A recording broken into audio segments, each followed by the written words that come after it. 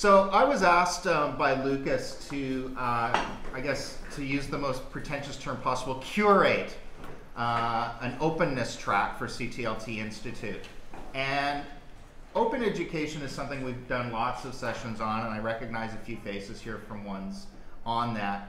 I kind of wanted to do at least one session that kind of went a little deeper on one element of what open education means, and to kind of really kind of get a sense of what is this thing open exactly, and to get a sense of kind of a discussion that it isn't any just one thing. So I've actually got 4 extraordinarily diverse sets of participants here.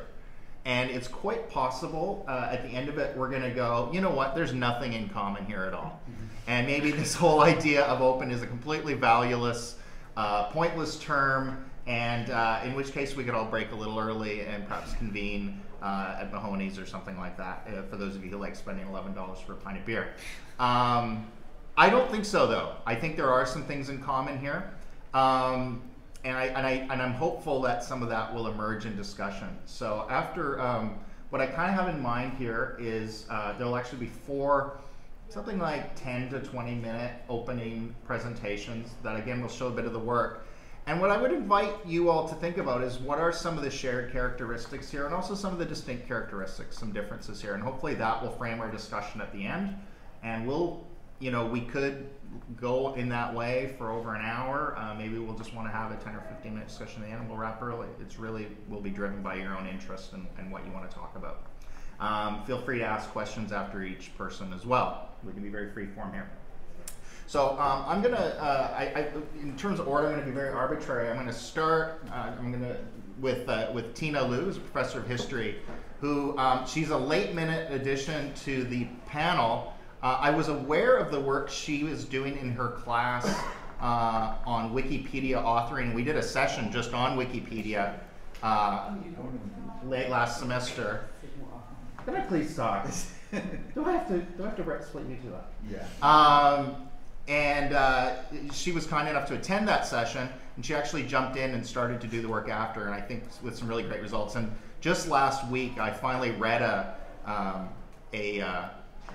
I guess a reflection piece on the experience, and I thought it was so perceptive and interesting that I kind of begged her to come and join the panel at the last minute, and she's kindly agreed. Julian Dierkes at the end, I actually had the pleasure of meeting him last year as well, has a really interesting project called the Asia Pacific Memo, and doing some other things with the idea of taking their research and taking it public. And then my old friend Alan Levine, who is actually a visitor to Vancouver. He has been mostly based in Arizona. He worked for the New Media Consortium for a number of years, and currently is at the University of Mary Washington, which is pound for pound, and perhaps not even pound for pound, the most interesting educational technology department in the world, bar none. They are just doing absolutely wild stuff. If you're not familiar with their digital storytelling course at DS-106, you will be a little bit in the course of Alan's presentation. I don't know if that's the sole focus of what he's going to talk about. And yeah, this school at University of Mary Washington is where Jim Groom comes from. If you're not familiar with him, you might want to chat with me after. I'd be happy to throw some of his work your way. There's just a really incredible, talented, dynamic team of innovators there who with a very small unit are doing just absolutely world-class stuff. So it's amazing that Alan's joined them for kind of a temporary posting. And in the course of that work, he's actually visiting us here at UBC to look at the UBC Wiki, which we're going to be talking about later this year, and which, believe it or not, people at other schools look at and go, hey, we'd like to try to get a little of that.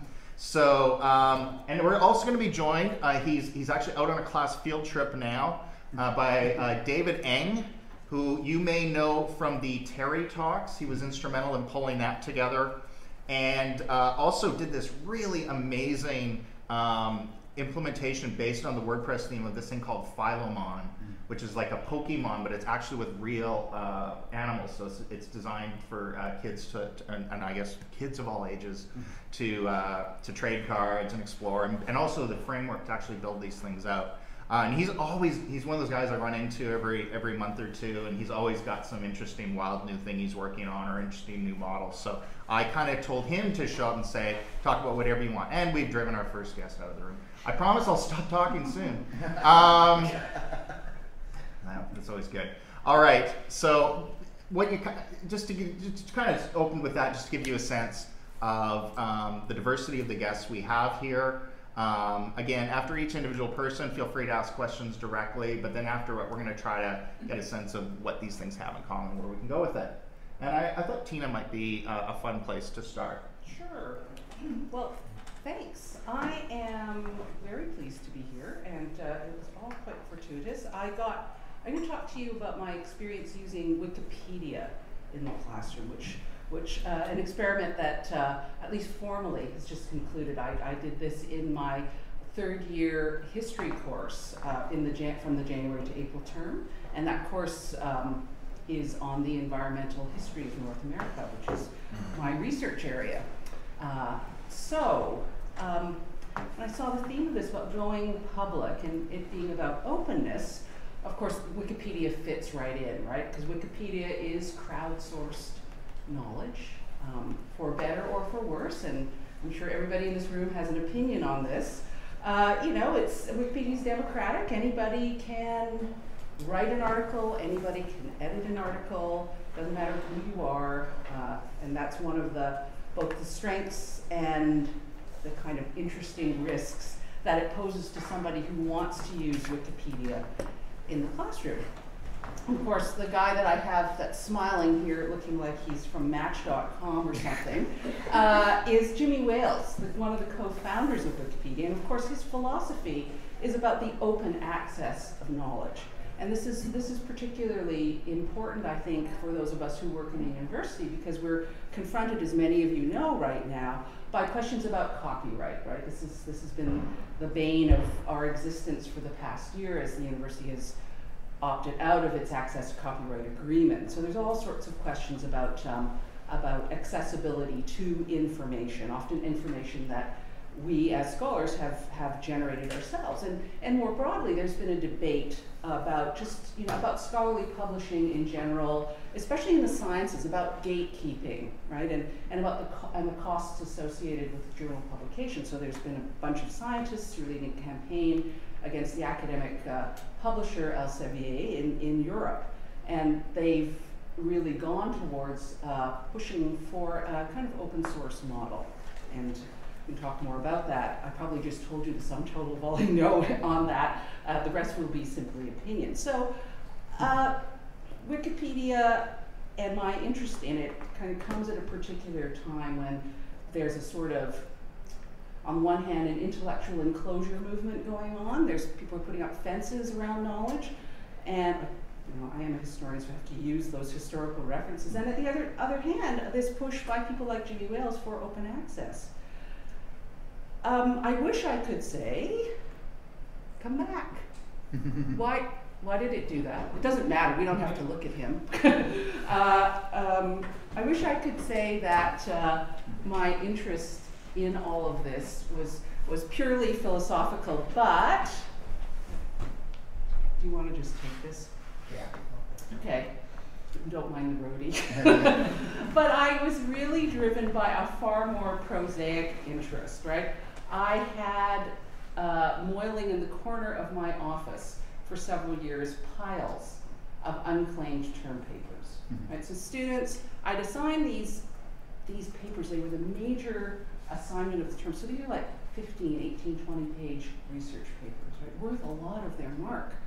And so they would go off and write them. I would come home and mark them, and then they would be invited to come and pick them up. And this assignment that had been there they are, so important in their lives would just sit in my office. And so it just seemed to be totally ridiculous to me that I was assigning something that they didn't really care enough about to pick up.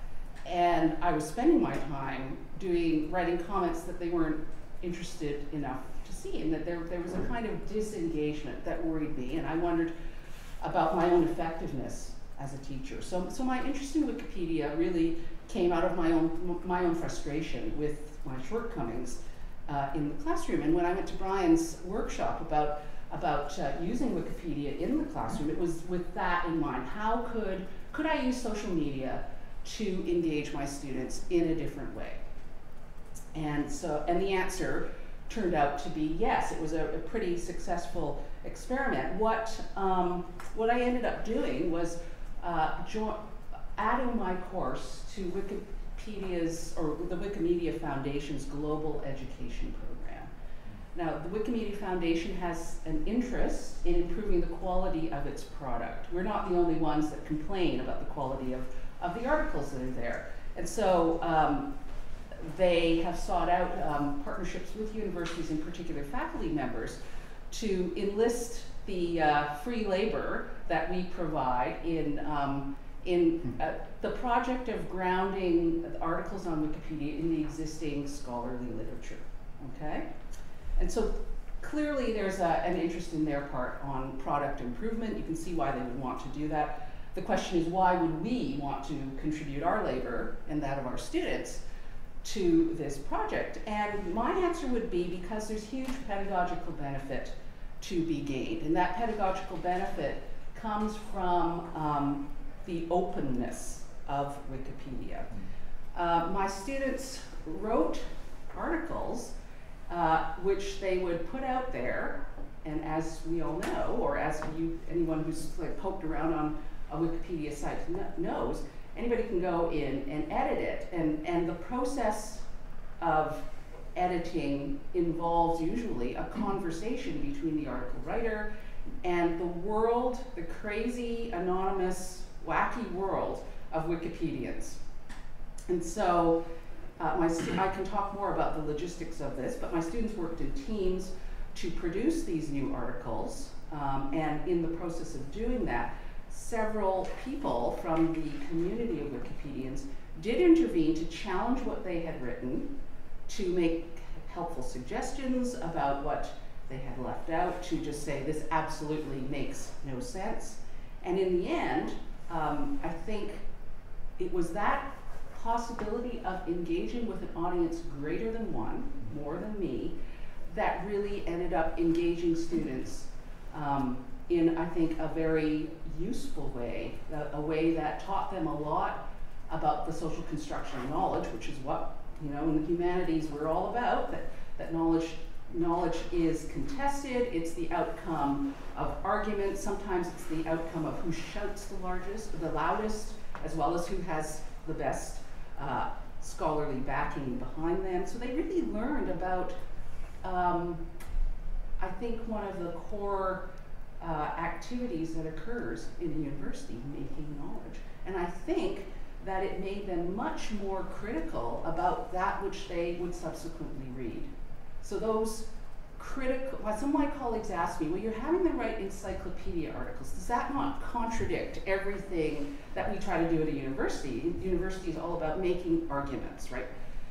And my response would be that those critical thinking skills were taught in a very different way, and they were taught through the process of engagement on this wiki platform because of the openness that the media allows for. And I would say too, the last thing I would say just in this description is that I think I learned a lot about my own pedagogy, and about, I actually felt like I think I said this in my blog entry, about I'd actually outsourced my teaching, because it was the community of engaged Wikipedians that were really doing a lot of the work of the peer review and teaching my students about how you engage in argument in a way that I probably couldn't have, because I have done peer review in the classroom. I have read their papers and given them comments back, but the unpredictability of the community of Wikipedians was really something that I hadn't fully understood, and I certainly hadn't appreciated the value of that as a kind of pedagogical tool. So I think that's my 10 minutes. That's what I did. I'd be happy to talk about the nuts and bolts of this, the risks and the rewards a bit more, but that's essentially my little experiment with openness. And I would do it again. And I would say that the students most of them would encourage me to do it again, almost all of them, I would say. Question? So did you find the pattern in which essays or articles engage the community more than others? Did I find a pattern in which certain articles engaged the community more than others? That's a really interesting question. The things that I thought would be contentious were not. So it's like, oh my God, what I think is controversial is really. So as I said, I'm an environmental historian, and so the topics that my students wrote about were related to environmental issues historically in Canada.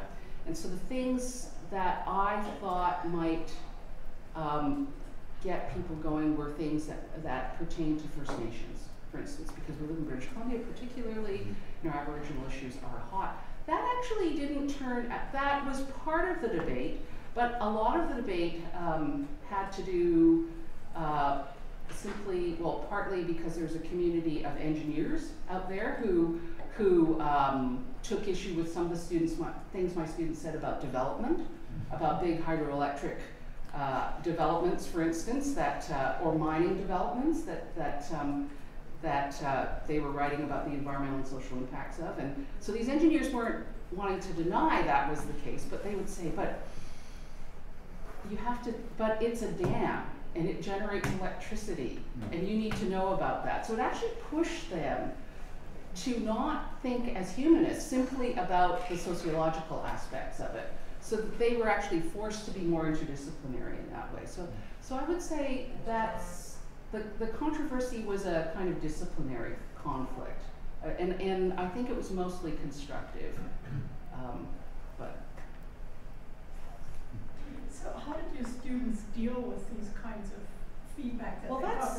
Did you mediate that? Oh yeah, well here, this was the thing. I talked to Brian about this. When we say community of Wikipedia, community is one of those like fuzzy words, right? We should just all have a hug. One of the risks of doing this, of course, is that you expose your students to abuse. I mean, that's just, you used to look at a talk page on Wikipedia to see that people really say nasty things. And do I have an example of that? Let's see. Oh, that's what, okay. Oh, part of it, I was talking to the graduate students about this and so I did this. My students, when they first started to do practice edits, would write me back and say, okay, I did it. So they were all waiting to be pounced on. And they found it a bit scary, right? And so there was a self-consciousness about what they were writing that also was part of the pedagogical benefit. Now, do I have anything here? Okay, so example of not constructive criticism. So one of my teams of students was working on the environmental history of one of British Columbia's hydroelectric dams, and somebody decided that what they'd done didn't amount to improvements. So this is just a bit about what that person wrote. Said that, I don't think that you've basically improved anything. Oh, sorry, that's the short version. Here's the longer version. Oh, there we go. And he concludes by saying, I know it's a he now. This is a dam, not a social studies project. Like the last line right there. So there was a lot of that kind of back and forth. So, of course, my automatic instinct is, you have to be nice to my students, don't pick on them. But I'm not mom, right? I decided that part of the experience and part of the learning was for them to stand up for themselves. Like I wasn't gonna, if this went on for a while, I would do something. I did not have, so I decided I was not gonna intervene. That, I was happy to intervene as they came to me and said, did you see what they wrote? But they actually didn't really do that. They would say, okay, there's some trolls out there. And, this is how we're thinking of responding, what do you think of that? And I would intervene at that level, but I didn't have to because the second, people from the community would intervene.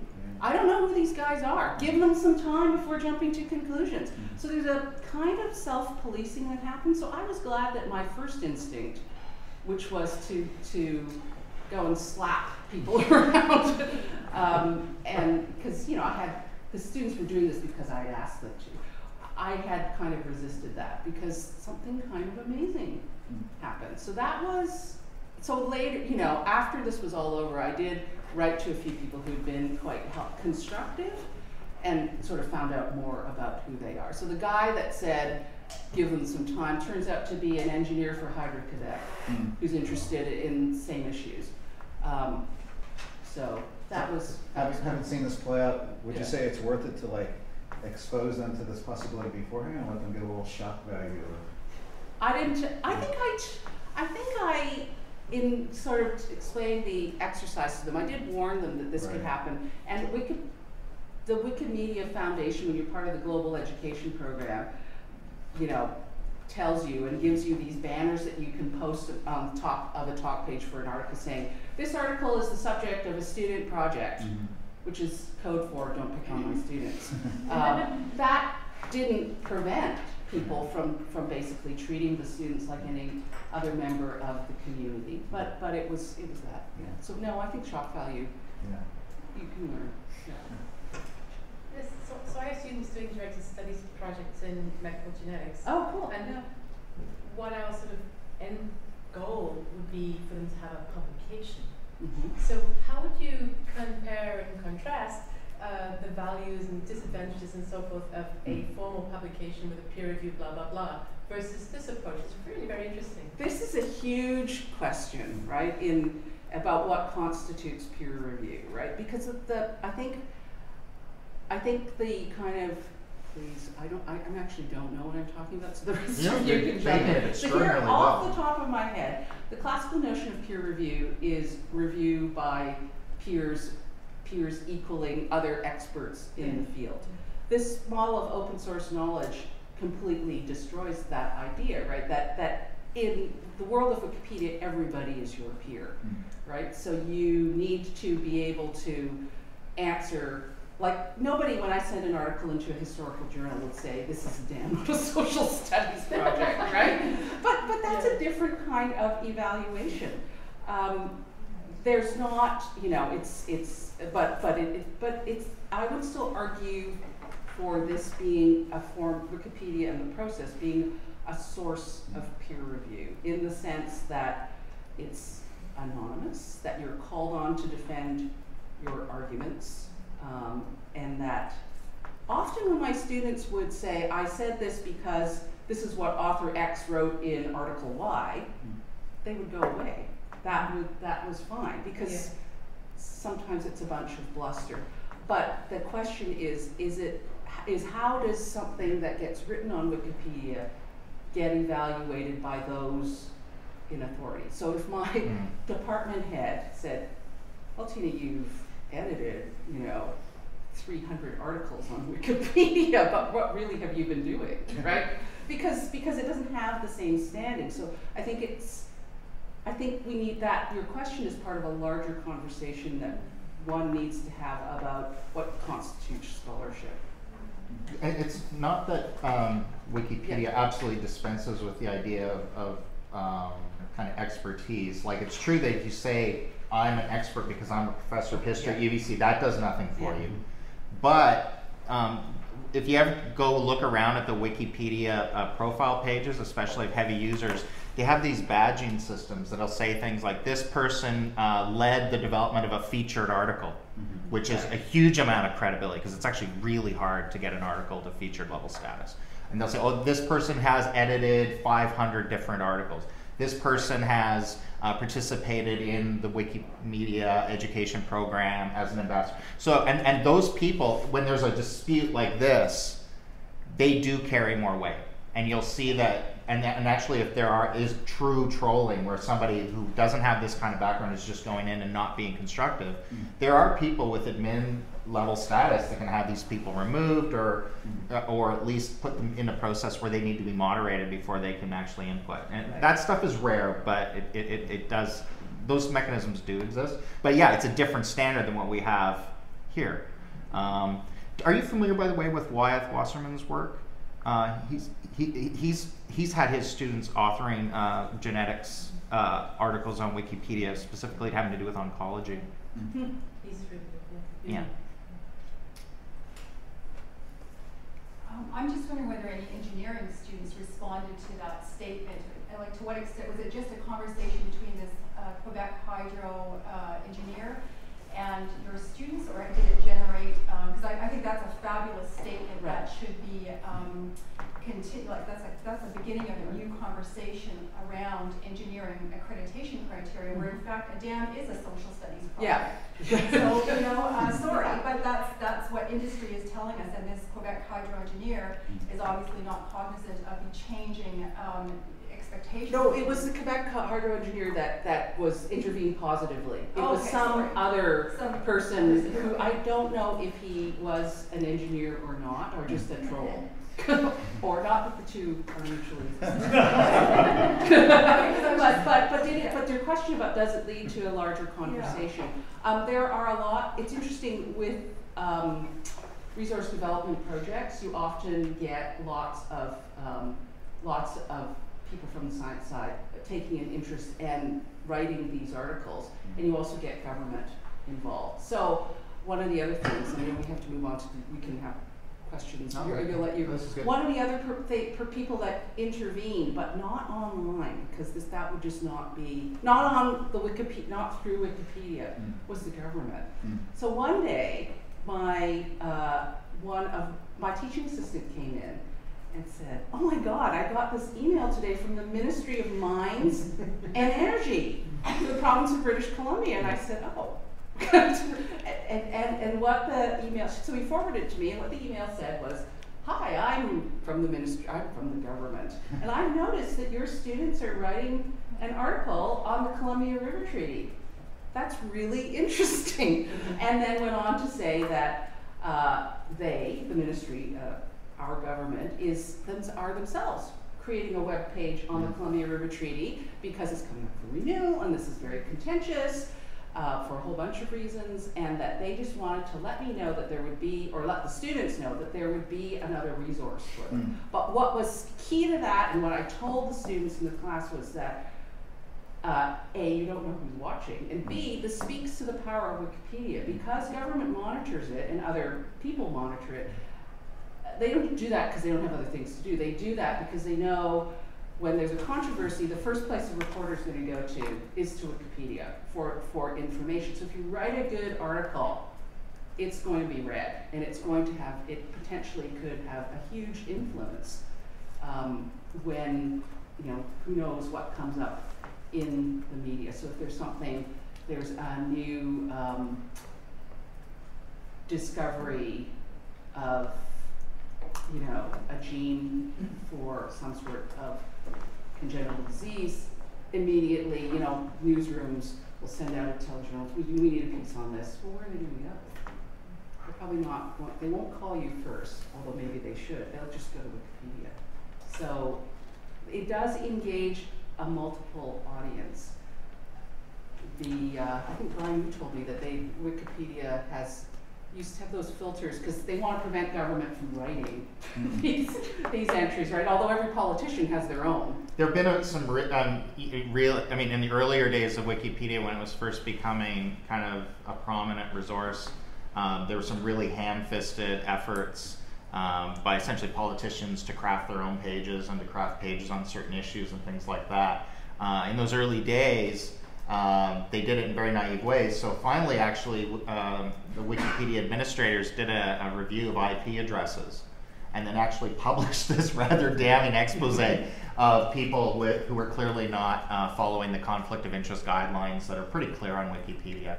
You're not supposed to write articles about yourself, for one thing, and shaming these people publicly. And these things still happen. I mean, they rarely become big stories, but almost on a weekly basis, someone on Parliament Hill is flagged for subtly tweaking it. And there's definitely been kind of a second generation set of public relations people who are definitely working Wikipedia. They're not making these obvious errors, that that these early kind of propagandists were making. They actually employ a diverse set of editors. They try to do it in ways that are relatively subtle, that aren't quite so obviously biased, to try to kind of shape the message in ways that aren't quite so easily detectable. And it's kind of like a bit like spamming. There's kind of an arms race between, you know, what the tricks that spammers do and anti-spam software, and it kind of goes back and forth.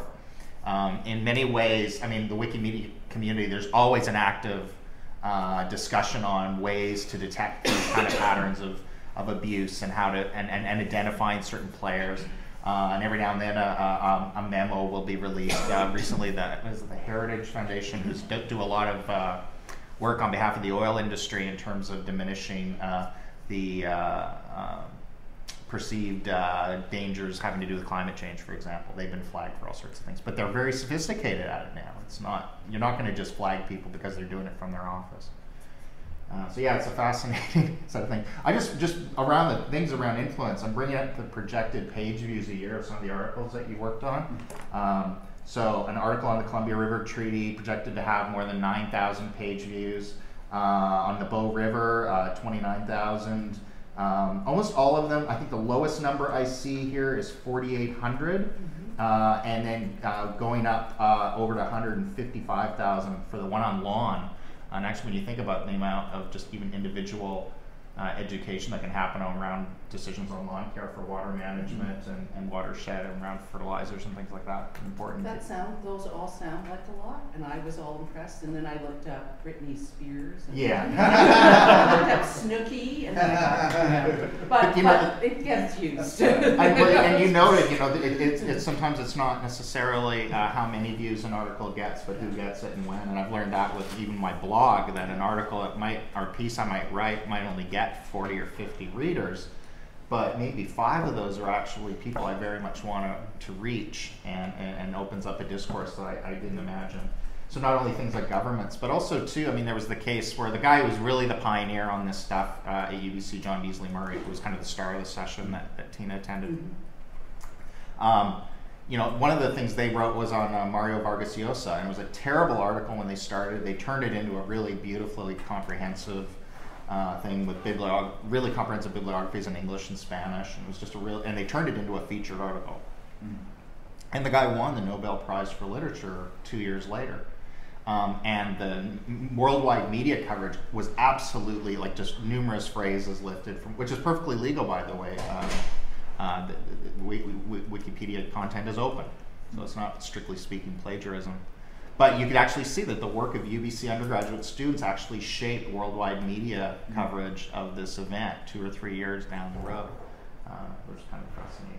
So the impact of this work, which I think speaks to some of the motivation as well.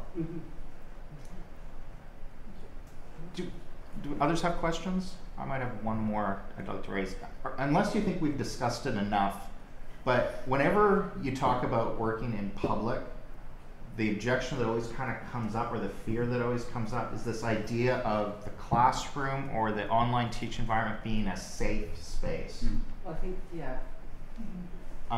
And maybe you've said everything you have to say on that, but just that it seems like there's almost a bit, if you could say more, like, I think a lot of times too, people don't go there because they're even just afraid of a student backlash right off the bat. How did your students respond when you kind of laid this challenge out to them? I think they were, well, when I first talked about it, they hadn't done anything. I was like, yeah, that's fine, we can deal with it. But when they actually encountered an abusive person, they were really shocked. They were really shocked, and that's the point I felt like I had to mediate, right? And I did reassure them that, you know, I wasn't just going to leave them out there to take this abuse, and I would intervene. And if the unusual happened, that there was a huge edit war and they couldn't actually do the assignment, we figured something else out. So I tried to provide as much of a safety, because their concern is their grade, right? I want to do this assignment. I want to do well. And how are you, teacher, going to deal with things that are not under my control? Because that is our responsibility. And so the abuse is just one of them, one of the things that you have to deal with. I mean, there's also just, since they worked in teams, there's teamwork dynamics. Some students hate working in teams because of the free rider issue, all that sort of stuff. So, but the thing about safety, I think, is serious. I don't know how much this is an issue, and if I have to say though that, you know, in the interest of time for my students and to make sure they didn't go up too many blind alleys, I gave them a long list of possible subjects they could write on, keeping away from things, steering them away from those which I would consider the most contentious. So I didn't have them write about the history of climate change, for instance, because are they going to be able to even write a paragraph in 13 weeks given the kind of attention, or Agent Orange, or, you know, any number of extremely contentious environmental issues that have a long history. So you could say that I actually censored myself and them, but I had to balance. I would say that I at least justified that in my own head by saying that I had to balance the pedagogical goals that I had within the 13-week framework that we all must work in, with the kind of, you should be able to write about anything you want and all of that, right? Especially since if they want to now go and write about climate change, more power to them, you know. Yeah. I have two more short questions. Sorry. I just find this stuff so fascinating. Actually, Alan, were you involved with our pathetic attempt to try to do an educational technology group on Wikipedia, where we were actually going to try to write some articles and some educational blogs, and we were going to try to John Beasley Murray publicly shamed us that we were like praising this work, but we weren't actually editing Wikipedia ourselves. And we tried to get a group of fairly accomplished bloggers together, all kind of, and we failed miserably. And I think the thing we struggled with the most is we like to blog. And the blog is all about our individual voices, our own point of view, our own arguments, which was the piece. So did the students, because whereas everything on Wikipedia, for those of you who haven't kind of looked at it, is the idea of the neutral point of view is everything. So they struggle a bit with that neutral point of view, because that is absolutely the reverse of what I normally teach. Because traditionally I want them to write an essay. They need to take a position. They need to read a bunch of stuff. They need to treat that which they read respectfully. They can't distort it. But they have to come up with an argument, and they have to back it up with evidence. An encyclopedia article is what Brian said. It's neutral point of view, right? So that article on Wikipedia, just like the article in the Encyclopedia Britannica, must reflect scholarly opinion. It's not that you don't talk about other people's points of view. You could say Alan argues this about the First World War, but Brian argues that, and the preponderance of opinion is on Alan's side, not Brian's. And you could say that, but you are not promulgating your own perspective. And that was a bit of a struggle for them. And I think there was some learning, because this is a genre of writing, and students need to become adept, I think, at different genres of writing. Because when they leave my classroom and they leave this university, I don't think anybody is necessarily going to ask them to write the same kind of essay as most of the essays my colleagues and I assign. And so if they can write differently, this is only to their credit and advantage, I think. So just one last point, and again, if anyone else cares to jump in. Yeah. I just, maybe I'll let you ask yours and then I can. No, I think mine's good. Finish her. I was just wondering what changes you saw in your students' writing compared to handing essays. It was better. It was. I think it was better because they worked in teams, and they were so self-conscious. It's a little bit scary thing, comment. They were so, it's like, you know, going outside without any clothes on or something. I mean, they really felt like, I don't know, they were comfortable enough just handing me in something when they were sure that I was the only one, or maybe my TA and I were the only ones that were going to read it.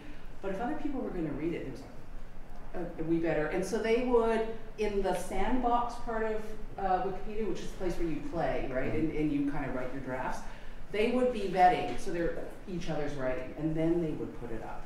So I think they were a lot more careful about it. So I think that what I saw when it went live on Wikipedia was much more polished than it would be when I got it. So that was all to the good. Yeah. Okay. Before we move on to Julian, I just wanted, the session that we referred to that Tina went to was actually a guest, it was actually really prompted by this Wikimedia education, global education program that they set up. And that our hope was to try to get a number of instructors here at UBC to join. And actually, Tina was the only one that took the bait. I was just wondering if you could just say a little bit about the support that was made available, and by all means be as honest as you like me last week. I took the bait because I thought, well, you know, any of us right now can just do what I did. Decide, okay, my students this year are going to write an article. And people have done that. John Beasley Murray, who's been mentioned, did that with it outside the framework of the global education program. But participating in that program does bring benefits.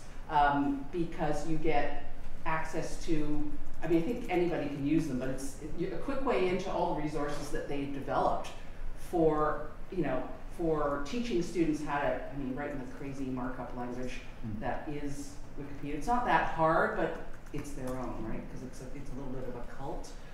So they have their own language. But also what really drew me to it was that I thought, oh, this is the question that I always get asked is, this is going to take a lot more time, isn't it? Sounds great, but how much time did you actually spend? And in the end, I don't think I spent any more time. There's more front-end loading time, but I didn't spend any more time because, in part because the global education program offered me the services of some volunteers. They will train what they call campus ambassadors to act as teaching assistants for your course. So essentially what I did was choose some of my own graduate students who know this subject matter, but they don't have to. They were to be trained up by the Wikimedia Foundation, and then they were to be kind of resource people. So in addition to the TA that my department assigned me, I had these 3 additional people. And those graduate students didn't do it because their supervisor was telling them they had to do it. They were doing it in part because it was a way of building up their CV, getting a different kind of teaching experience. In addition to that, I stuck I used the Global Education Program template for syllabus for this course, and so the syllabus was up there relatively quickly, and the next time I logged in, there were 3 people who I don't know who had signed up to be online ambassadors just because they were interested in environmental stuff. And so these were people, in the end, who my students really turned to for help with the technical aspects of the writing, but also with some, you know, kind of just genre questions about how do I write an encyclopedia article. So in the end, I had 6 extra people working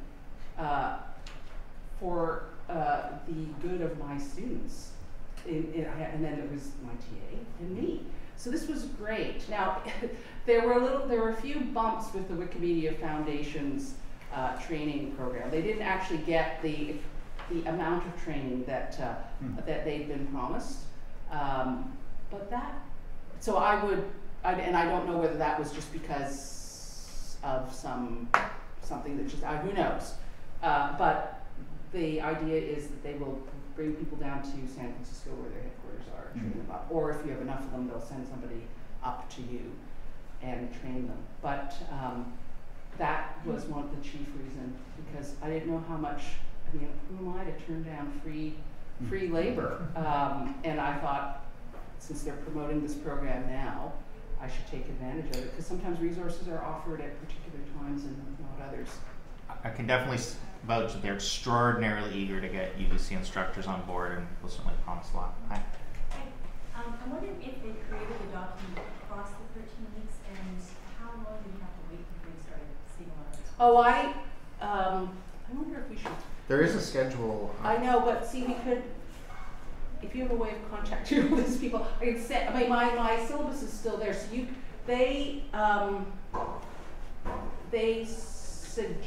they give you a model syllabus for how you can break a big assignment like that down, and so I use that but I modified it for my own purposes. So to answer your question, I think it was about 3 or 4 weeks in before they started actually going online. I wanted to get them in there as soon as possible to get their feet wet doing practice edits. So I waited until partly the 3 or 4 weeks was to wait till the class size actually settled, because you know there's a little bit of there's a shopping around at the beginning of the term. So I didn't want to assign teams and get people going and then have, you know, people disappear all of a sudden. So that's just a kind of practical thing. But I could, well, Brian could probably send out the link to my my course. And if you want to be absolutely sure you get it, feel free to just give me your email address. Or email me, Tina. yeah.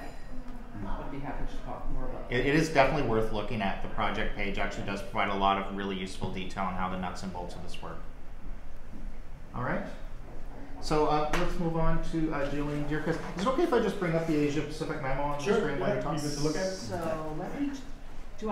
I'll just. I don't know what we got to do. I'm counting on Joe to just make everything okay. So you make it happen, I start talking, yeah? Please. There we go. Yeah. So Trolls, Arms Races, and Edit Wars, I'm waiting for the Bruce Willis Wikipedia SmackDown version of this, which would be great to see. I think we seem to be much less combative with our project so far, at least, right? And but Tina mentioned a lot of things. You know, there were all kinds of morsels in what she was talking about that I could just riff off and tell a little bit about our aims. And one of the things she just said is, if you write a good article, it will be read, and that's in a way that's what we're trying to do. We're trying to provide a platform and some guidance and a context for authors to have their research read. And this, just like Tina said as well, you know, this grew out of sort of frustration with our own shortcomings. Our frustration was, you know, we're relatively. I'm from the Institute of Asian Research here on campus, and we host a lot of events on contemporary Asia. And we do a lot of research on contemporary Asia, but we didn't have the sense that we were really getting to much of an audience, a public audience, that is. We're quite happy with our well-established peer review sort of channels. We can talk to each other quite well and to other researchers, that's all great. But we were fairly confident that some of the topics we addressed also have a broader audience, but we weren't able, at least we felt we weren't able to reach them. And so that really was the motivation behind setting up Asia Pacific Memo. Coupled a little bit with you know, some nudging from SHRC, from Social Science Humanities Research Council, in terms of asking social scientist humanities researchers in Canada to be more deliberate about dissemination. And I had served on a review committee for SHRC a couple of years ago, and the dissemination sections in the proposals were awful. They were truly awful. Everyone said, I will set up a web page. And you know, I looked at it and said, well, who the hell cares? Right? Great, set up a web page, be happy, but that's not dissemination. And so, you know, that's another one of the shortcomings that we were frustrated with you know, and when I say we, I should be a bit more precise, as a group of colleagues at our institute at least, we were frustrated with not being able to reach public in the way that we could. So let me just describe it. It's nice that you have a visual as well. But let me just describe what we've been doing. So we started this in July 2010, so we've been at it for about 2 years. You can see that this is this week's, or rather last Thursday's memo, and so it's number 158. We go twice a week, except for a summer and a winter break, and so we've been, you know, in some ways I'd say, I'm proud to say we've been cranking these out. 158 sounds like a pretty good number in a couple of years. What we publish, then, it comes in two formats. What you see here is a text format that we limit to approximately 350 words. And so the idea really was to let someone read it with maybe one click rather than scrolling. The other version is a video interview where we usually break it down into 4 to 6 segments that are about a minute to a minute and a half each, where we interview someone who came to do a presentation at the institute or something like that. So those are the two formats we've been doing. We've covered, really our sort of area that we cover is geographically the Asia Pacific. In disciplinary terms is social science, very rarely humanities, really mostly social science, and is contemporary Asia.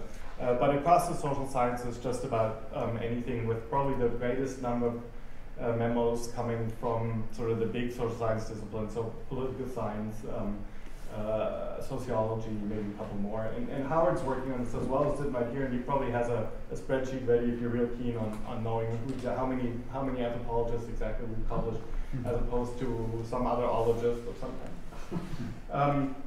So we try to cover a wide variety of topics. Our authors are not limited to UBC. This is a project that's based in UBC, but as you can see already from the presentation, other than that little logo, and of course our lovely building, which I'm sure you recognize from West Mall, we haven't really branded it very much a UBC project, and in fact, the example here, Josh Roth is someone who's not at UBC at all, but who's at Mount Holyoke. It just went away. Sorry. Howard, what's our share, UBC, non-UBC? Roughly? I can tell you Canada and others. Yeah, no, but it's, you know, it's a mix really, right? So that we've got sort of our local authors, if you will, whether that's within the institute or elsewhere in UBC, or people we recruit from other institutions where we know something about them. The question of peer review came up earlier in the discussion. We're clearly not trying to supplant that in any way. So really what we're doing is a reformulation of research results for the public that relies on peer review as a first step. So the sort of things you see, so for example, this Josh Roth article, I recruited him, so I should remember, came off of an article, I think, in Journal of Asian Studies, if I remember right. But so something, you know, at the base of a memo, if you will, is a published and peer-reviewed piece of work, where we then encourage the author to take one finding, one result from that research, and present it in a way that the public might be interested in it, find it interesting, and might actually be willing to read it. And so that's the genre we're trying to create. They're not abstracts, because we all know from our disciplinary context, abstracts are virtually illegible and incomprehensible to anyone outside of that community, and that's totally fine, because that's aimed at a different audience. We're trying to get our authors to write in a way that not everyone, but at least an educated public with an interest in the contemporary Asia Pacific might be able to pick this up and learn something from it. The discussion earlier was great, so I'm just you know, trying to prep you for things you can ask me about rather than to go through a presentation. But I think one of the things I want to talk about a little bit is the successes, and Tina talked about this as well, as how this worked out for students, right? And for us, I mean, the successes are in part attempts to measure impact, right? Because ultimately our frustration was that the research we're doing wasn't getting to people to influence their views, their opinions, their conclusions. And of course, impact is extremely difficult to measure. And you know, we look at all kinds of metrics, and in the end, you know, I suspect most of us here in the room are relatively familiar with a lot of these metrics, and in the end, we honestly have to say they don't say a whole lot. I mean, you know, page views and all that, and bounce rates, and people, and cloud scores even, right? People try to come up with these things, but if you really push me, I'd have to say, you know, in the end, I don't know. I can give you some anecdotes, some stories about where I know there has been an impact because a reader has gotten back to us or because something is mentioned. But it's very difficult to measure and quantify, and that's one of the challenges as well in then going to a department head and saying, well, this is what this is about, right? And so that's been very difficult. The impact that we're much more knowledgeable on is the impact we're having on ourselves as authors. And so we have a number of people who've written Asia Pacific memos for us who were extremely, so first you tell a researcher 350 words, everyone goes, no way, my subject matter is way too complex for 350 words. And by now we've learned how we've learned to say, I've got 158 ways to prove to you that very complex matter can be described in 350 words. Now, arguably, some of these, out of the 158, some are more successful than others, but there is nothing too complex to be made accessible to the public, and there really shouldn't be. And I think there's a bit of a moralistic element to this, as there is, I think, generally to the open education movement or to open access. And so that's been one of the experiences that we get very quick pushback, and then authors kind of divide, and some that just run away because they're so offended by this notion of having to say anything in 3 paragraphs. And others who say, well, I can't really imagine that, but let me try. And that's probably, to us as sort of an editorial team, the greatest joy is starting with something that's completely useless, that reads like a journal article abstract, and really would never be read by anyone who wasn't forced to. And then through a lot of editing and a lot of questions and a lot of suggestions, ending up with something that then perhaps is readable by the public. And that's a success that we don't document, we don't have metrics for, but that we certainly are quite aware of in our interactions with our colleagues.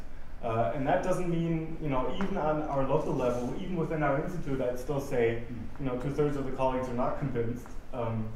So it's not that everyone comes on board, but at the same time, you do get moments of, wow, this really worked. And I helped someone else see how they can speak to a public that they would have never reached otherwise. And that's quite satisfying. And I think that's an important task for open education and open access. So just to get back to that as a theme, when we started out with this as a project, I certainly didn't. I don't think any of my colleagues had open education or open access even as terminology in our mind. But that's something that we're sort of coming to a bit more recently, and the way I'm beginning to think about this, and I'm too ignorant on open access as a movement to write a Wikipedia entry or to speak authoritatively. But it seems to me that a lot of that push, at least initially, was aimed at simply money, right? At no entrance fee. And that's great, except for even if you throw all our journals wide open, no one's going to want to read them, because they're not readable by the people that they're meant to be. So open access was primarily a response to, hey, the public pays for this stuff, so the public really ought to have a right to read it. Well, in some contexts now they've won the right, but who would ever want to? And I say that without, and that's fine, right? Because within my own little corner, I want to speak to the other experts, and I need a specialized language, and that's totally fine. But then there are other potential audiences, including taxpayers like ourselves, who are ultimately funding some of this research, who deserve a reframed kind of a content. And so that's a little bit where I'm beginning to see that's the corner that we're trying to create in our context here. I'm sure there's many similar projects that do this in other directions, but that's a little bit of what we're trying to do. This also happens to be open access. And so in terms of that free access, it's there. But we see it more as our obligation in this context then to say, okay, it's free, but I'm also going to help you, dear imagined reader, to have a chance at even understanding this and benefiting from it. And so that's a little bit, at least, of our angle. I'll mention as an aside, and this isn't, the SSHRC has their embargoes, but we actually have won a grant for this now, which makes it even more gratifying, and we're going the opposite direction. So Tina started out with an education and or with a focus on teaching, and then we talked about research. Well, ours is the opposite trajectory, if you will, in that this was primarily, this started out as a research, right, a dissemination of research results, sort of a tool. But one of the things we proposed in the SSHRC grant that we're pursuing now is to turn these memos then into teaching materials for secondary schools, actually, rather than for universities. And so we're working with social studies teachers here in BC to take this as a, to somehow, and we're having we're presenting this at a conference in October to them, but so we're not really sure how yet, but then to enable a social studies teacher to take something like a memo, and perhaps by us supplying a couple of study questions or additional links or so, to actually use that in the classroom and use it for teaching purposes. And so we've also come, and this of course is a delight and not surprising. I mean, that's what we do on campus, right? We're trying to mesh the research and the teaching, and so we're going in this direction as well. The other aspect of the grant will be visualization, so that we're trying to get closer to not having these two separate streams of a text the way you see it here, and then the videos we do on other occasions, but to insert more visual information into the text or more text into the visual, either way. So that's it. Questions? I was writing questions down as you were talking, and then you almost invariably, I don't know if it was just your anticipation, but you'd almost invariably address it as your next topic, which may be why some of the questions are coming. But I wonder if you could say just a little bit more, that whole question of impact, and I think that's something all of us struggle with, is what is the true impact of thing, and things like statistics and metrics out there really don't feel satisfying to me, and I gather from your remarks not to you either. So then you kind of get to the question is, how do you feel this stuff is worth it? You mentioned you might have some anecdotes. I invite you to share one or two of those if you do. But also too, it seems like if anything, almost regardless of the audience, there's a real transformative impact on the authors. Has there been cases where the people who have gone through the process of working here have started to apply that kind of approach in other, have you seen instances that this is an enduring change in the people you've been working with? Okay, those are all great questions. So let me just try to pick one, and we trot this out as our big success case as the example. So a year and a half ago, there was a lobby around the Nobel Peace Prize. There was a lot of attention paid to Chinese dissidents. So we have a colleague in the institute who's a modern historian who works on modern or contemporary Chinese intellectuals. And so that morning we were relatively lucky. Howard and I were in relatively early when the Nobel Peace Prize announcement came out, and said, okay, we got to spring into action here and go to our colleague, to Tim, and say, hey, let's do a video really quick and release it, because this is what you work on. And he was willing to play along. And he had earlier written a memo for us that what he's been working on is to think about the public in the Chinese context as a directed public, right? So that the government sets some limits and parameters for the discussion and directs public discussion in that way, but that does not mean that there are no public intellectuals. They're just operating in a different kind of a context. And he's been writing a fair bit about this, but has been writing to scholarly audiences. And so we forced him into this interview, and he did admirably well. But what then happened was that because of the interview, a National Post journalist picked this up, and then subsequently an article that week on the Nobel Peace Prize used that term, directed public, which is clearly our colleague's term. And so in that sense, that was our impact marker, right? Where we said, okay, that was exactly what we're kind of hoping for, right? And the press happens to be a nice multiplier to think about, because we can track it a little bit more, at least the print press, right? And so we can see when this happens. And so the trajectory was, here's the scholarly research, happened to be SSHRC funded, so that was a nice bonus in that sense, right? Here's a public event that drove some of the interest in this issue, and also gave some of the motivation to our colleague to want to speak on this issue to a broader public than previously. But he was ready with the research results, right? It was all done. He spoke about his research results. We provided the platform. It got picked up, and it changed, in this case, a reporter's mind about how to portray this issue of the relationship between dissidents in China and the state. And it changed, to the extent that, well, I don't read the National Post, of course, dirty secret, but or maybe not so dirty on campus, but that the National Post, whoever reads that paper, may have been influenced by that particular portrayal, right? And so that's sort of almost the ideal case of how that trajectory goes. Tim also happens to be one of our poster boys for the transformative impact that you asked about, Brian, and that he recognized that as an opportunity to actually speak about his research to a crowd or a public that he would have never spoken to otherwise. He's still writing scholarly things, and I would emphasize that we're not trying to supplant any of that. There's neither ambition nor intention at all. But he's also started to recognize, I think we all recognize for our research, that there are implications that we would like to speak, well, some of us would like to speak about anyway, but haven't found a way to do it. And that was a moment where we were able to provide that way, and I do think it has changed how he portrays these things. So that was the clearest case, but there are other moments that are similar. And of course now when we approach an author, we speak about these sort of things, right? And so this is, of course, where we talk about the metrics as very real to entice people in. And so we say, roughly eyeballing all the access stats, the various social media traffic and all that, we can tell you we have about 10,000 readers a week, right? And so, well, those of us, Tina, you're in history, right? I'm in sociology originally. Those wonderful monographs that you write, if I have a lifetime readership from a monograph of 812, I'm pretty stoked. And so 10,000 a week, even when it's a rough estimate, is pretty attractive, right? That is actually talking to a public in a way that my academic publications will not.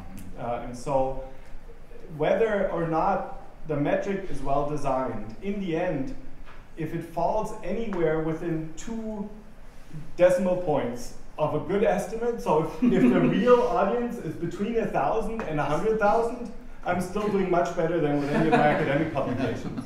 And so it doesn't really matter all that much whether it happens to be 1,200 or 1,800 or 81,000 for that matter. Although we keep talking about ways to also sort of bounce this up a level to say really we want to be adding decimal points in audience. And I could say a little bit about what we have in mind there, but it doesn't matter in the end what the exact number is. Right. Oh, good. Oh, that worked. There we go. Hildy, you want to start? Yeah, I was just, we've recently become Now, I cannot speak from any position of really knowing a lot about it, except to say that a lot of bigger brains than mine out there are looking at this issue. Yeah. One example which you may be familiar with is that the Public Library of Science, which is an open access peer-reviewed publisher, they've developed something they call article level metrics. Okay. And they have a whole website on it. And they look at things like usage, and I can't give you any more details because I don't know them, citations, but of course they also look at social bookmarking and that kind of dissemination of media and blog coverage, and discussion activity and rating. So it's a whole package of things, but it's aimed at the individual item as opposed to more traditionally the journal. And so I think that's interesting, and they seem to have developed some software that might potentially be useful. So that's interesting, because when we try to produce the metrics that we produce to think about this as a quasi-journal, right? And so to think about individual items, we do that on occasion because we do regularly look through and say, well, what are our popular ones, right? So what has we're always sort of interested in that long tail, right? There are some things that get read that week, and then some things people are still reading 2 years later. And that's much more an article level that we're interested in. For the most part, we have been unable to find out why, right? So that we were hoping, sort of, let's pick our 10 top bestsellers. And there's got to be some good reason why it's so. So for example, we also house in the Institute Pacific Affairs, which is a journal that's been publishing for 85 years. It's a very, very traditional, very well-established scholarly journal. And we do the same thing with articles there and where they're getting read online. And there, for the top 10 we've gone through, and we have reasonable explanations for about 7 out of 10, where we know, okay, so that's what happened, right? That they got picked up, someone else cited them, and that led to retweeting in other terms and so forth. For ours, I don't think we have a really good sense. Some of it is branding, some of it is, of course, anything, China gets more hits than Japan, which is the area I work on, and so forth. But there are some really odd ones that we don't know much about, and that we can't do it at the article level either. And then there's a lot of challenges, of course, then any sort of quotations in other blogs, or what we would want even more is someone to react and write their own, and that we'll never be able to track, right?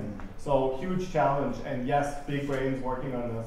If we can provide them the data, I'm happy with that. I don't need to be one of those brains. Yeah, you spoke a little bit about the transformative experience for the authors, and I'm wondering, and how difficult it was initially for them to condense what they were working on to 350 words. I'm wondering who edited and revised the memos, and how did the authors react to that? So the way we've been doing this is that there's 2 of us at the Institute who've been involved all along, and then we have a sort of a rotating cast of other 4 colleagues, so everyone's faculty as an editorial committee. And then Howard does a lot of the day-to-day and a lot of the more copy editing, rather than, he also talks about substance, but he also has a look at word counts and the like. And so it's a combination of an academic faculty substance editing with some, writing skills. And people react very differently to that, as students do, as everyone else does, right? Some people like to be edited, and some people don't care for it so much. And so we get, it's interesting that, as I think about it, we're growing a bit of a thicker skin on some of these issues, where initially, in the first couple months, we would get some replies, and I would be this close to just storming down the hallway and engaging in becoming a troll, or engaging. Yeah, oh, I'm sure. But that's recognizing that part of what we're trying to do is this transformative aspect. That also means that I'm learning, and as colleagues we're learning. Well, those are just other colleagues, and they have their reaction, and that's okay. And we all share that instinct of, my business, my subject is so complex, you can't do it in 350 words, right? And so I sympathize with that entirely. And like I said, by now I smile and nod. And I say, well, if you just picked one aspect, perhaps, maybe that's a place to start. And here's an example of that.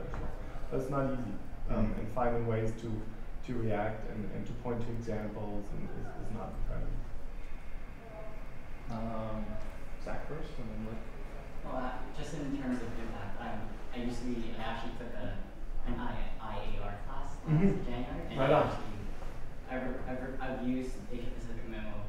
identify gaps in the research. So, okay, this is where I'm going to research that. If you just want to know something. Fantastic. And actually, my question relates to why is there no the commenting on each memo isn't turned on? Is there a specific reason why you guys done that? Yeah, you know, in the end, it's difficult to maintain already. You know, we now have to deal with comments on top of all that. I should also say, and honestly, this is a very expensive thing to do, right? If this isn't an example of open education, this is very expensive. So we like Howard a whole lot, but we pay him a salary, which really sucks. Because it means that it sucks for us and it sucks for him because it's not really that much money. But for us, for our budget, our institute budget is a huge hole. Right? It's a massive commitment that one of the motivations then to apply for the SSHRC grant is we just simply can't afford it. If we hadn't gotten this grant now, Howard would be out of a job, or his 60% job anyway. And we just can't keep this up. And so even at this level, it's totally under-resourced at the unit level on campus. And so dealing with comments is just it's just out of our reach. Now, one of the reasons that when Brian told us about this session, why we're immediately willing to talk at all public sessions is we continue to look for partners, right? I personally believe this is something that UBC should be doing. Not just Asia Pacific, not just social science, but this kind of activity, this kind of approach where we're providing a translation of research results to speak to the public, that's something that I would like public affairs to engage in more, rather than these endless press releases that they produce. I'm sorry if anyone hears from public affairs, right? Rather than these announcements, this kind of translation work is what I think we ought to be doing, and that's why we keep sort of walking around on campus and trying to find others and say, well, you know, if you'll pick up a third of Howard, that would be great. And he's learned some skills, by the way. I can flog him that way. But right, that this is a direction that I think that the university ought to be going in, and that we can't afford as units. But if we did it, you know, if history wanted to do something similar, and we can learn from some of the experience, come up with better, you know, this is just a clunky WordPress sort of thing, as you can see, right? It's not, it looks all right, but it's not great. It's okay. But if we could, you know, if we could sort of scale this up a bit and put some resources, we could really do a lot of damage. Now, but here's some caveats to it, and just because it happened this weekend, I've got to tell you. The most ironic thing that has happened in the last 10 years of my life. This is the number one on the list. So, what's that so far? Yeah, who knows what will happen in your question. So I've been doing research for, it's been about 5 or 6 years on supplementary education in Japan. And that's what I work on, and so by that people usually call these things cram schools, right? And so they're the schools that kids go to in the afternoon and on the weekends. And one of the important purposes for these schools is exam preparation. So keep that in mind. As you can imagine, academic, you know, liberal North American, although you can tell from the accent not quite, but sort of North American, right? Liberal academic. I don't think cram schools is a great thing. and I don't, you know, I think there's a lot of things that are important to think about. I also see a lot of really diligent, really amazing educators in this context, so I don't completely trash it, but I do write some things that are critical of this. So I wrote an editorial 2 years ago in the Asahi, a major Japanese newspaper, that wasn't focused on the exam industry, but also mentioned this along the way. And so I'm sorry for the long wind-up, but I get an email on Friday asking my permission to reprint that editorial in a book. And so I said, well, that's very interesting. I looked up the publisher, couldn't find it. The title hinted at this being directed at entrance examinations. Oh, no. So I said, well, this is very interesting. So I emailed back to them. I said, well, you know, delighted to get your contact. I'd be happy for this to be republished. But this is an area I actually work on as research. You know, as the quasi-payment for my agreement for the permission, I would like to meet you next time in Japan. I'd like to find out, you know, how you picked this, what this, you know, how did you ever come across my editorial? So the response came back that actually this editorial was used in the English part of the entrance examination for IT Educational University. And I just sat there reading this going, oh no, that can't be true, right? So I have turned into a cram school test item. replete with a vocabulary list and really, really stupid questions on my item with no author attribution or source. And so that might be good. That might be good. Well, in the end, it might be. But these guys were kind enough to send me the scan. And so beware of what you ask for. I mean, open access also means it's open access, and people do things with it that you would rather not have them do. Maybe we'll see. I'll keep talking to these guys and find out a bit more. But I had a bit of a rough afternoon on Sunday. When you become what you study, what does that mean? Our anthropologist colleagues would talk about subjectivity and all kinds of really deep and important things. I just sat there shaking my head. All right, that's all you're saying. And again, too, I had a couple more questions, but I think you addressed both of them. One of them was I was gonna ask you about any potential downsides on this, so maybe we'll leave it at that. I do want to hold on to that idea that Julian was kind of talking about, and the idea that sometimes a lot of the so-called open engagement, open educational materials, and if you look at a lot of the stuff, for example, in the UBC Wiki, for example, it just happens to be the work that people are creating in their day-to-day work. There's a guy named David Wiley who refers to that kind of work as almost like data exhaust of the institution. And I think there is great value in capturing that stuff. But what you've seen in this project here is a really conscientious effort to do that extra bit of not only curation, but editorial work and written work as well, and to think that stuff through. But as you noted, and I think it was a really important point, there's a real cost to that, and it's something that we at the university aren't provisioning for. That language of finding new and engaging ways to have our work disseminated beyond the university is very prominent in our strategic plan. You gave a really couple interesting ideas how we might start to do that. David, do you feel comfortable jumping up next? Sure. Okay.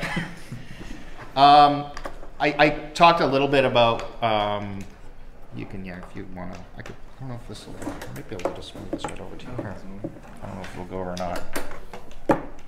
I talked a little bit about David before, and I actually did as little as possible to guide David into what I wanted him to talk about here today. And that's because every single time I talk to David, he manages to surprise and delight me in some way that I didn't anticipate. So I didn't want to constrain him with the stuff I've found interesting in the past. I just thought I would invite him to talk about it. So yeah, if I was to give just kind of a one-line bio is, David Ng here at UBC is always doing lots of really cool stuff. And I'm fairly confident he'll be sharing some of that now. No pressure. Sorry I was late. I was my lab was hosting a field trip with 30 11-year-olds, and we had to do a DNA lab and talk about mimicry, and then they wrote choose your own adventure novels, so I'm a little I don't need a coffee, I'm already high strung. So let me first preface by saying that I have a very strange academic position on campus, and it's actually a little bit of a mystery. So I currently work for the Michael Smith Labs, and to all intents and purposes, I run a science literacy lab. So what makes me tick is essentially having a job that allows me to be a science geek 24/7. And because one of the things that Mike felt very strongly about, as literally the man or one of the men who invented site-directed mutagenesis, which was all about mutating DNA and altering code, and looking at the awesome and at times frightening potential of what that technology might bring. When he set up his lab, he felt very strongly that there should be a faculty position devoted solely to science literacy. Now, in his wisdom, he also somehow managed to set up this position such that it doesn't actually have any formal affiliation with any department or faculty.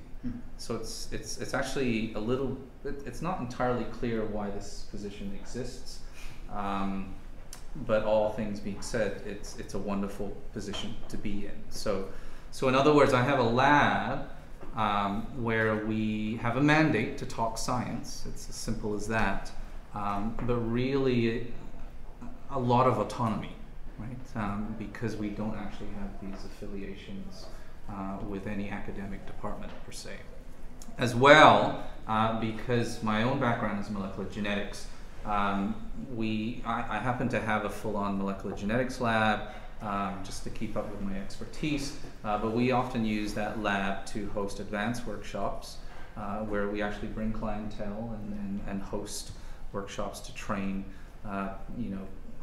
everybody in between, professional scientists all the way to politicians to 11-year-olds who came out for the day. So, and that's actually quite good at generating revenue. And our model for the last 15 years is that any revenue we do get goes directly into projects where we can talk science to the public. Okay. So because of that, I often think of myself less as an academic and more as somebody that just has this opportunity to do some very interesting things, right? And quite often we try a lot of unconventional projects, and quite often they crash and burn. But sometimes there's the odd one that seems to fly really well, and so that's where there's a lot of fun as far as the sort of stuff we do. So anyway, as I mentioned, I am a science geek at heart, and the things that I have nightmares about, or I worry about consistently, is just sort of the state of science literacy generally. So if there was a raison d'etre as far as why the lab exists, it's to get people to care about this, right? And anybody in science here? Okay. Do you know what this is? Yeah. See. So this is actually the first law of thermodynamics, and it's one of those things that's just it's freakishly central to how the universe works. And it's funny actually. I just had this field trip where we talked about mimicry with all of these grade 6s, and unicorns of course came up. And actually one child came up to me and asked me, so do you think unicorns exist? Right? And so I'm wearing my scientific hat, and my standard answer is I don't think so, because there currently is no evidence to suggest that they exist. Right? And then she actually asked me a more nuanced question. She came up to me and said, well, do you think unicorns could exist? And so then I said, well, so I thought about it. So, I know a thing or two about unicorns. So I was kind of thinking about it, and I said, well, I guess it depends on the unicorn, right? If you're talking about a horse with a horn sticking out of its forehead, then yeah, I can live with that. But if it's a unicorn, that can like create rainbows out of nothing, and runs with a trail of glitter behind, then I might have a problem with it, because fundamentally that kind of unicorn will be breaking the first law of thermodynamics, right?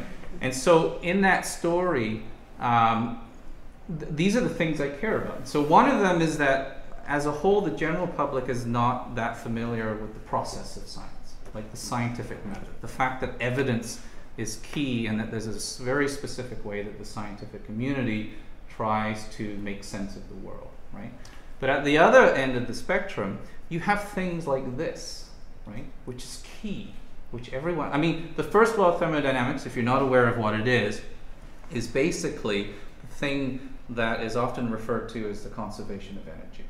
It simply states that energy cannot be created or destroyed. And it's so fundamental. It is so fundamental. And this is just the math way of saying it, right? And yet this is something that most people, even science people, tend to forget about this, right? But this is like, if you're talking English and you're thinking of the equivalent iconic symbol, that'd be Shakespeare. This is the first law. So this is how I kind of, frame all the different activities that we do in the lab. And as a result of that, we do a lot of different things where we do have audiences that do range from young children to professional scientists. And because we're on the topic of just going public generally and also openness, I'll mention I think 2 projects in particular. Above and beyond everything else, we're very active in just sort of writing about science, talking about science. Over the years, because the science communication community is actually quite large and it's quite tight-knit, and so we've been lucky as a lab to make lots of great contacts where we do have the ability to maybe say some things, and it actually has a relatively large audience. It's funny, but you know, sort of the science geek culture has a certain cachet in the web, and so because of that, you do make friends. Even though my websites don't get like crazy amounts of traffic, I mean, we do quite well. I think on average we have about maybe 20 to 25,000 visitors a day. Which is good, it's good, but there are these other sites that get like millions and stuff like that. But you find yourself in a situation where with those types of numbers you are able to start doing interesting things, but maybe more important, you're in a position to interact more with these digital influences that literally when you put stuff up, people tend to notice. Okay.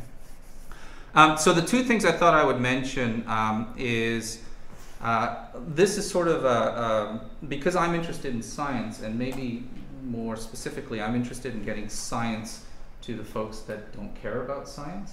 One of the projects that I've been very involved in at UBC is known as the TERI project. And so the TERI project is, it was actually started about 6 or 7 years ago, and literally was simply the two deans, Dean of Arts and the Dean of Science, just asking a number of faculty to get together and see if they could design some sort of project where interdisciplinary discussion was key, and if there was a focus on global issues, you know, prevalent global issues, then that would be great as well. And so the TERI project, of which I'm one of the token like science people behind, and you know we had Alan Sens and Poli Sci is sort of one of the main folks within the humanities arena, and we also have quite a lot of collaborators who are nestled in VP Students' portfolio specifically because they have really great contact with student groups and things like that. But above and beyond that, because of this project, it'd be hard to say which department we haven't had the luxury of interacting or collaborating with over the last 7 years. Like, we've interacted with a lot of different people simply because of all the different things that go on with this project. A lot of it is fueled, for instance, by, we have a speaker series where we try to bring in a big name. Last year we had Bill McKibben. This year, actually, I think I can say it safely, we've got Margaret Atwood coming out in November. And so the idea is simply to, let's get these folks on campus, get them to give a talk, make sure the talk is free, make sure undergrads have first access to the talk, and then see what other interesting things that we can create from having, you know, these very interesting people come to town. The project also has a course it took us 2 years to sort of work out the bureaucratic side of things, which was interesting for me as someone who's quite outside the bureaucratic side of things because I'm not really part of any faculty or department per se. But the ASIC designation is actually a course designation that does exist, where the idea is that different faculty can come together to team teach, and there may be a chance for reciprocal credit. So for instance, if you're an art student taking this course, you can get science credit for it, but for the same course, if you're a science student, you could maybe get arts credit for it, right? There's a process involved because you have to make everybody happy in terms of the type of subject you're teaching, but it sort of sets up at least one level of administration done for you, and that this course designation does exist.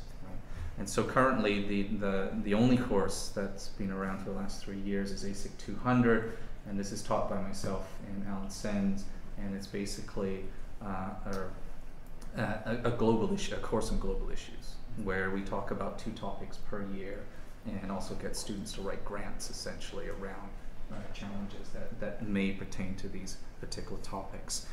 The other thing where openness kind of comes into play is that early on in the project, we decided to host a student conference, because one of the things we really noticed as we were, interacting with students coming out to the talks and interacting with the students in the course, is that these students are, pardon my language, but they're kick-ass. I mean, a lot of students are very impressive. I'm thinking of myself when I was that age, and I'm thinking of what my CV might have looked like when I was like 18, and these students these days, it's like phenomenal, right? So we actually thought it would be kind of fun to host a conference where we would actually get students to give talks about things they care about. And so we called this the Terry Talks. And through an interesting twist, when we first did this, TED was actually just about to launch their TEDx program. So TED is Technology, Entertainment, and Design, I think. So there's this major, big, swanky kind of conference with lots of fancy people that give 20-minute talks, right? And so from that, they actually ended up working with us because we had inadvertently stole their idea.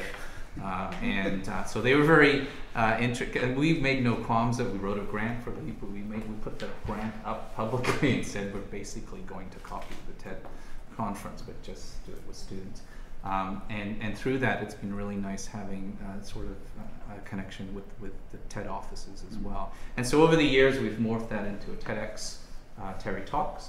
And that's something we do once a year, and that is awesome because it's like one of the most. I just love that conference because these students always deliver. When we first did it, it was always a sense of how they're going to, because they're filmed professionally and all of these things. There's usually about 300 to 400 people turn up and that sort of thing, but they always deliver. So that's been great, and it's been going strong as well. And as a whole, this entire project is open in the sense that everything goes up. We have a website that acts as a hub where we put things up. And over the years, I think because we have all of these different pieces, we have a little bit of online clout, the project. If only because if you have the opportunity to bring people like Margaret Atwood out, you can get eyeballs in a certain place at a certain time. As far as openness is concerned, the main project I wanted to focus on is actually a little project that sort of happened by accident, and it concerns this bird. Do you guys know what this bird is? Starling. How many here actually knew what this bird is? Yeah. Well, yeah. That's actually not bad. Those stats are pretty good. So this is a European. This is a European starling. Right, and they are everywhere. They are everywhere, and in UBC in particular, they are everywhere. If you, they haunt the sub. If you buy a blue chip cookie and you sit outside and there's birds pestering you, it is a starling. But more than that, they are literally everywhere. In fact, and actually, any temperate climate, they are everywhere. Okay, I think in Vancouver, they're easily in the top 10 of most populous birds. And it's kind of sad, really, how very few people know what this bird was, even though I know for a fact that you have interacted with this bird many times. But don't feel bad, because whenever I show this slide, it's usually roughly the same, if not worse. It's usually about 2 to 3% of the audience recognizes this bird. And this bird is freaking everywhere. And yet, if I show them this picture, right? It's funny when I show it with kids. Obviously, everybody they all know. But even with adults, I find quite a few adults know what this. Who here knows what this is? See, the point being that more than the starling, right? So you have something that is real, part of your ecosystem, that's freaking everywhere, right? And non-fictional, right? And fewer people are aware of it, as opposed to something that is fictional, right? And so this was kind of interesting, and the reason why I bring this up was that there has been somebody that has studied this difference, and he's a colleague in Cambridge. Named Andrew Bamford, and he actually did this study where he made flashcards of 120 different Pokemon characters, and showed them to children. in various cities and villages in the UK, and usually random subsets of 10. Okay, and what he found was that children as young as 8 could, on average, recognize 8 out of 10 of those cards.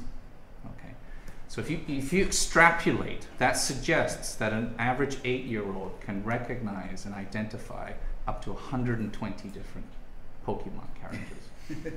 Now, he did the same experiment with flashcards of UK's most populous birds and plants, right? And a 14-year-old would tend to have problems identifying 3 to 4 out of 10 of those cards, right? So there's a big disconnect, and it gets worse, right? So it's not even that identification is worse, but these 8-year-olds, they could characterize these characters like no problem. Like they would know this is Pikachu, but they would also know that, you know, it shoots lightning and stuff like that. It would also know that it's got so many hit points, and if you let it live long enough, it evolves into this. Like, the amount of information dedicated to Pokemon was outstanding. And when you look at the amount of characterization information for these most populous birds and animals, it was very minimal. You know, like a 14-year-old could be able to say that's a robin, but other than the fact that it's a bird, they wouldn't really be able to tell you much else about that species, right? So I talked to Andrew a couple years back because that paper, which was published in Science, I sometimes use just as an anecdote, right? Just about science literacy in general, about biodiversity specifically, right? And I was asking him, so, because his paper also said, well, what's up with that, right? And, you know, is there anything we can learn from this? And so I actually asked him, did anything come from it? And he actually mentioned no, because the bottleneck to sort of getting like a Pokemon culture around biodiversity is that, you know, it's quite the machine Pokemon is, right? They've got artists, they've got, you know, their story, you know, there's a lot of things going on to produce those cards. And so I actually asked him, you know, if you don't mind, could my lab have a go? Because this to me seemed like a really great opportunity to see if we could turn this into a crowdsourcing type initiative. Because it has all the parts, I think, right? You need different talents, right? There's an element of science involved, right? That somebody needs to curate biodiversity stats or cards or what have you. You need artistic talent, right? Somebody's got to draw the pictures. If anything, arguably, that's the biggest bottleneck, right? You need gamers, right? It's nice to have cue cards, but it would be better if there was actually a gaming culture around it. You would need educators, hopefully, right? Maybe to guide some of this along. So, in other words, it was sort of, there are lots of different things that needed to be done. And this is what Andrew was alluding to. It's very difficult to just sort of, you know, let's whip up a grant and find funding to just get all of this happening. But maybe through crowdsourcing, it is possible, right? And the other thing it had in its huge advantage is that the story I just told you, you know, the web loves those kind of stories, right? It's got that element of twee-ishness, right? That just might be enough to kind of, you know, catch an impression at blogs or what have you, right? And so we actually in January of 2010, because in case you didn't know, 2010 was the International Year of Biodiversity. The UN decreed it that. We just launched like a single page website with my lab and UBC letterhead behind it saying, check this paper out. Kids know more about Pokemon than they do about real life animals and plants. Let's do something. Let me know if you do something. Like literally, that was it. And we just sort of sat back and tried to wait and see what happened. Now, that being said, I'm a little bit more strategic than that. I do have colleagues who run websites that can get a certain amount of eyeballs. I'm involved in certain blogging networks, for instance, that can kind of help out. But essentially, we didn't really know what was going to happen. But one of the lovely things about crowdsourcing is that there's not entirely a lot of pressure to succeed at the same time, because you're just sort of having a go, so to speak. And so we did launch it in January. We noticed that the science blog community picked it up very quickly. Immediately there's lots of discussions at various blogs. Somebody noted that it was too fragmented, so there was a suggestion for a forum to be set up. A forum was set up. Somehow the artistic community kind of got word, and then there was a Flickr group that was set up, and so that seemed to be the submissions portal was through this Flickr page. And then around April, this one person who I have no idea who it is, literally wrote a 15-page treatment on what the rules could be, right, and put it out there, right. It was also around this time that we changed the name of the project from Philomon to just Philo, because a small community of intellectual property lawyers had kind of gathered and had suggested to us that keeping the Mon, it's indirect trademark infringement. So we learned a few things saying, so they just suggested Hasbro, which actually owns Pokemon, probably wouldn't have a problem with the project, but because Mon is there, if they allow President to happen with Philomon, they wouldn't be comfortable with that. And literally the lawyers were, their example was they would be scared of things like Pornomon and stuff like that. But it was just this really interesting, sort of completely fluid, completely open process where all of these people were just kind of doing little bits, right? And trying to essentially aggregate and gravitate towards something that would be like trading cards, but with biodiversity as its focus. And my lab's role was primarily just to make sure everyone stayed nice to each other. That was really it. CTLT came on board to actually help design a website around it, and actually initially it's almost like you volunteered to do it, but you guys did such a great job that we sort of arranged for funding as well to kind of like, it was amazing what they did. And so in the process of over the last year and a half, 2 years, essentially there is a website now that has sustainable curation and art donated coming in where cards are going up. And the website has been designed so that everything is open access. All the cards are free. You can, you guys did a great job designing around a WordPress template, which is also available if you just want to set up your own trading card WordPress theme. But it's set up in such a way so that what you see, even though this is 72 DPI, when you hit the print button, it will actually print in full high resolution quality, 6 cards all nice and together so you can cut them out easily.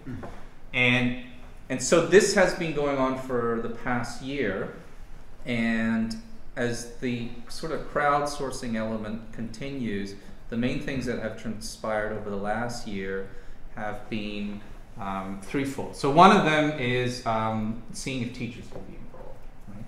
And so the idea here is to see if the website can be a general resource for making do-it-yourself cards. So like a student or a class, I think the forum, somebody mentioned, here's the vision. The vision is, in a class you have a group of 24 to 30 children, right?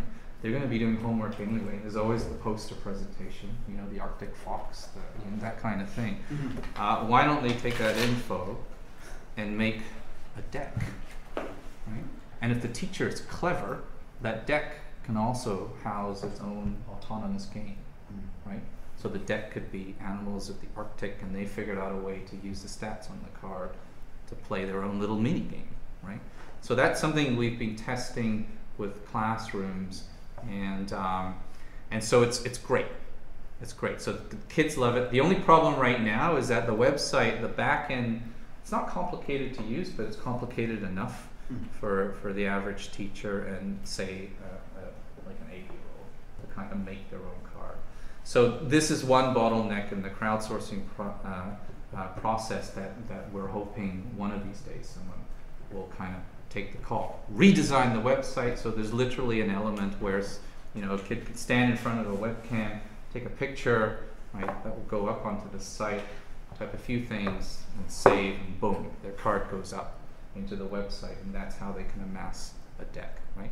That's a pretty steep bottleneck, but you never know, right? We're just hoping and waiting that something like that can happen.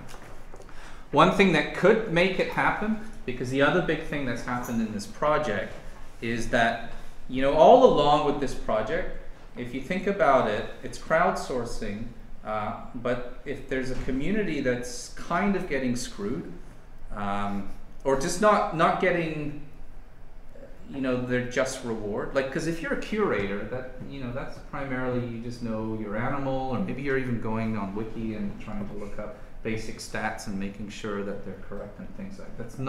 That's not an entirely onerous thing to do, especially if you have a bunch of people doing it. But producing a high quality picture, and as you can see, the pictures are pretty nice, right? The pictures are moderated, so even though we try to pick good pictures, right? But you know, if you think about it, they're donating it for free, right? And we've set up some safeguards in the sense that we need a high resolution picture, but we only need it this big, right? So that all automatically makes it a little safer as far as people stealing, because what are they going to do with it, like print a T-shirt? I don't know, right? So they like that, but still, you know, we wanted ways to somehow reward. Can we reward the art? And we have attribution and all of those things. But you know, when you have right now, there's about 400 cards. So you know, even if the site does well, there's 400 different things to look at. So that attribution doesn't necessarily go very far unless you happen to have the most amazing card ever that everybody wants for some reason. So we wanted to think of something that would just somehow benefit the artists more, right? Because since starting this project, I've been more involved with the visual art community, and it's a big problem actually. This whole idea of pro bono work, it's great to be open, but artists tend to be. They're always the ones that get called for donations. Can you give me, or enter a contest? They hate that. Never do that. You know, all of these things. So we wanted to see if we can work around that. The other thing that we wanted to sort of work around is that the cards, they look great. I didn't bring any, but they look great when you print them. And we've got a beautiful back that's also being designed and stuff like that. But they're only as good as your printer, right? I mean, so we've always had members of the community say it would be great if somebody could produce real cards, like with the tactile feel, just like, you know, if you were to buy cards. But then this sort of goes against the open access, open source, like, because this is just sort of putting along, and you know, everything's free. You just print it and away you go.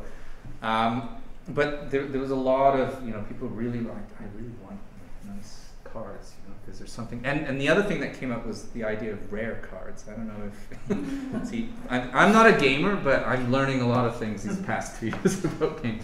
But so rare cards are a big deal, right? So the fact that this card is special and I have it and you don't have it is a big thing with people that collect these cards or play with any of these trading card scenarios. Plus, a lot of these rare cards tend to look even fancier, right? They might be glowing or, you know, that kind of thing. And again, we don't really have, you know, this is open.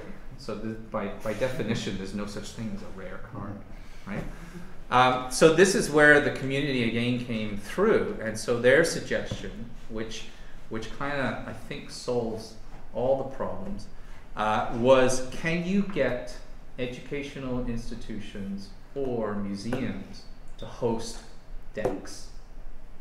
So the idea is that somehow work out the legalese language where the community is happy, whereby a museum can actually commission art or use their in-house art department, depending on the size of the museum, produce their own deck, right, which is for, you know, high quality publishing, right, with an agreement that those cards will live online as well, right?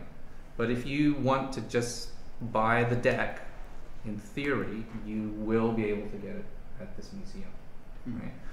And money coming in from this, you know, it's just very clear on the contract where the money is going. So for instance, you might suggest that they always go towards outreach projects or field trip programs or whatever, right? Something that the community, realizing that in a way it's a little less open because you physically buy it, but at the same time it's going towards something good, so they'll be okay with it. And there you also, you know, you set up a situation where, because art is commissioned, you're actually paying for the art now, right? And you make it very clear in the legalese of the contract that the artist is fine with the museum using it, right? That the website is okay using it for this very specific purpose, but the art is still yours, so you can do whatever else. You can make your own deck because that's your art if you want. You can make t-shirts or what have you. We'll do our best to promote it on the websites and that kind of thing. So ideally everyone kind of wins, right? And so this we're piloting right now. We actually have 2 decks that are coming out in the next 2 months. There's one coming out next week in New York, actually. So this is a collaboration with the World Science Festival and the American Museum of Natural History. And we also have one coming out with the Beatty Biodiversity Museum. And for those, my lab, we actually funded the art because we want to see how feasible it is for the museum to get their money back, right? Because one of the things we spent a lot of time on is actually trying, what is a fair price for a single image for a piece of art, right? And it's a huge range. It kind of really depends on who you talk to. So we chose a number in the middle. It worked out to about 200 per image, which from a professional status is a little on the low end, but if you're starting off, it's on the high end, so we thought that was a good place to start. It sounds like a lot, because if you think about a deck as 30 or so images, that's $6,000, right? Which you know, depending on what you normally equate budgets relative to, it could be a lot or a little. I guess it depends on how you view it. For a museum, it's a lot, okay? But that being said, our initial impressions of the Beatty deck is that it will be very popular, right? And because Beatty controls it, like literally control it. All we ask for the project is that we're still able to use that image. Our cards won't be as cool, right? Because they have to look like this because that's how the website is set up. You can make the cards look as cool as you want, and then art that's been commissioned has been cleverly being commissioned so it takes the full dimensions of the cards, right? And so this is sort of the big kind of open access project that we have going on right now. That's been kind of a hoot to follow, and I mean, I would actually love to see, because it doesn't have to be, but I mean, it could be Asian studies cards, right? I mean, you know, it could be history, it could be anything really, because this WordPress theme works like a beauty. Yeah. And I'm actually hoping, especially with the physical decks coming out, there'll be some press, and then maybe that next crowdsourcing bump to get the website to be a little bit fancier might come with that as well, right? So, but I think that's sort of, as you can see, this is quite surreal, right? But this gives you actually a very good impression of some of the strange things my lab is able to do because of the odd administrative structure that we have. So Terry is a little bit more, you know, conventional, but this Philo project is if he had asked me 2 years ago what was going to happen, I would have said, oh, you know, let's just try it and see what happens. And so this one has really been interesting to watch. I think stop there, yeah. Questions? I want to plug that theme actually. David mentioned a couple times. This might work in other domains. It's philogame.org, so that plus game.org. I highly recommend you spend a little time playing with the site. You can actually select the cards you want. There's a little bit of whimsical elements. Anyone who follows David's blog knows his long-standing affection for the Chewbacca character. There's one non-fictional character. Made it into the cards somehow. There's no unicorn. But that's strategic. I want to wait till because I figured if a unit, sometimes you have to wait for these things, right? Because maybe you want eyeballs at a certain time. So I'm going to wait for the unicorn card. card when we really need the unicorn. I know that sounds weird, but it's we have a Wookiee card. That's an interesting, the unicorn sustainability plan. Yeah. But where you can actually select cards, you see the little selection button, so you can actually surf through the site, just selecting cards you want. You can flip cards within it and look at the attributes, and the interface is really well done. It's iterated over a long period of time, but every time I go back, it seems like there's a new wrinkle. Are the forums still attached off the site? I didn't see it right off the link, or did it get somewhere else? I always thought the forums were these discussions. Yeah, it's down me. here. I mean, the forums have been quiet of late, okay, but it's here. Even as an artifact, it's really interesting to see, because as David's talking suggested, he really open sourced so much of this process too, you know, and watching how people took ownership over different elements of how the project might go, and just how active these forums got at times is almost the coolest thing of the whole project. I'm gonna try and see if I can find. So here is. Oh, here's one of the BD deck cards. That for. So this I'm kind of liking this too, because depending on the museum, some museums are they're very controlled. They want to be doing everything, right? So and that's great for me, to be quite frank, because they just sort of take it and away they go. But the other museums are, you know, they need a little bit more hand holding. But what I'm hoping is that, so I've set aside some funding for, say, the next 3 years to fund art for 2 decks a year. And from that, we'll kind of build like a template, you know, whether it's the cards or a document, all the contractual information, so that if anybody wants to start one on their own, plus stats on whether, you know, from a financial point of view, is it worth doing? Right? Are you going to lose money from this, and it's just a great resource that you can use, or, you know, do you actually want to do it in order for it to be a fundraising tool? Hopefully, we'll have stats on that over the next 3 years. But basically, you can put that all up, so that at some point, it's almost like we would have minimal input. It would just kind of run itself, right? Which is the most ideal scenario. Right? So, but yeah. Any other questions? I have one question of definition. It was just a reference you made to subjects that are, I hope I heard it right, twee-ish, that blogs love. Yes. Could you just say a little bit more about that? Just what you mean by that? So, all I can say is that it's very unpredictable. When you are trying to say you're looking at your most visited ones and trying to look for trends, I've come to the conclusion that it's impossible. Right? I mean, there's certain things. I think that the key things are more that it is short and sweet. Like there's an accessibility element, but what we found very useful with this project is just being able to be in touch with some digital influences that have. So I occasionally write for Boing Boing.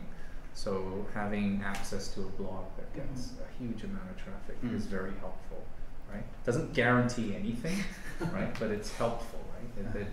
It does help, right?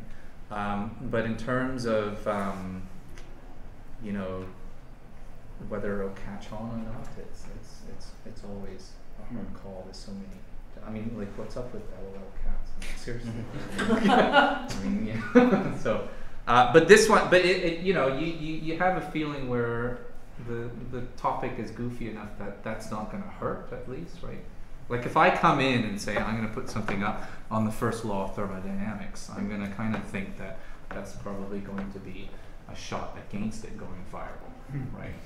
Whereas if I have something about Pokemon or unicorns or cats or whatever, then that's going to help, if anything, but not hurt. Anything else?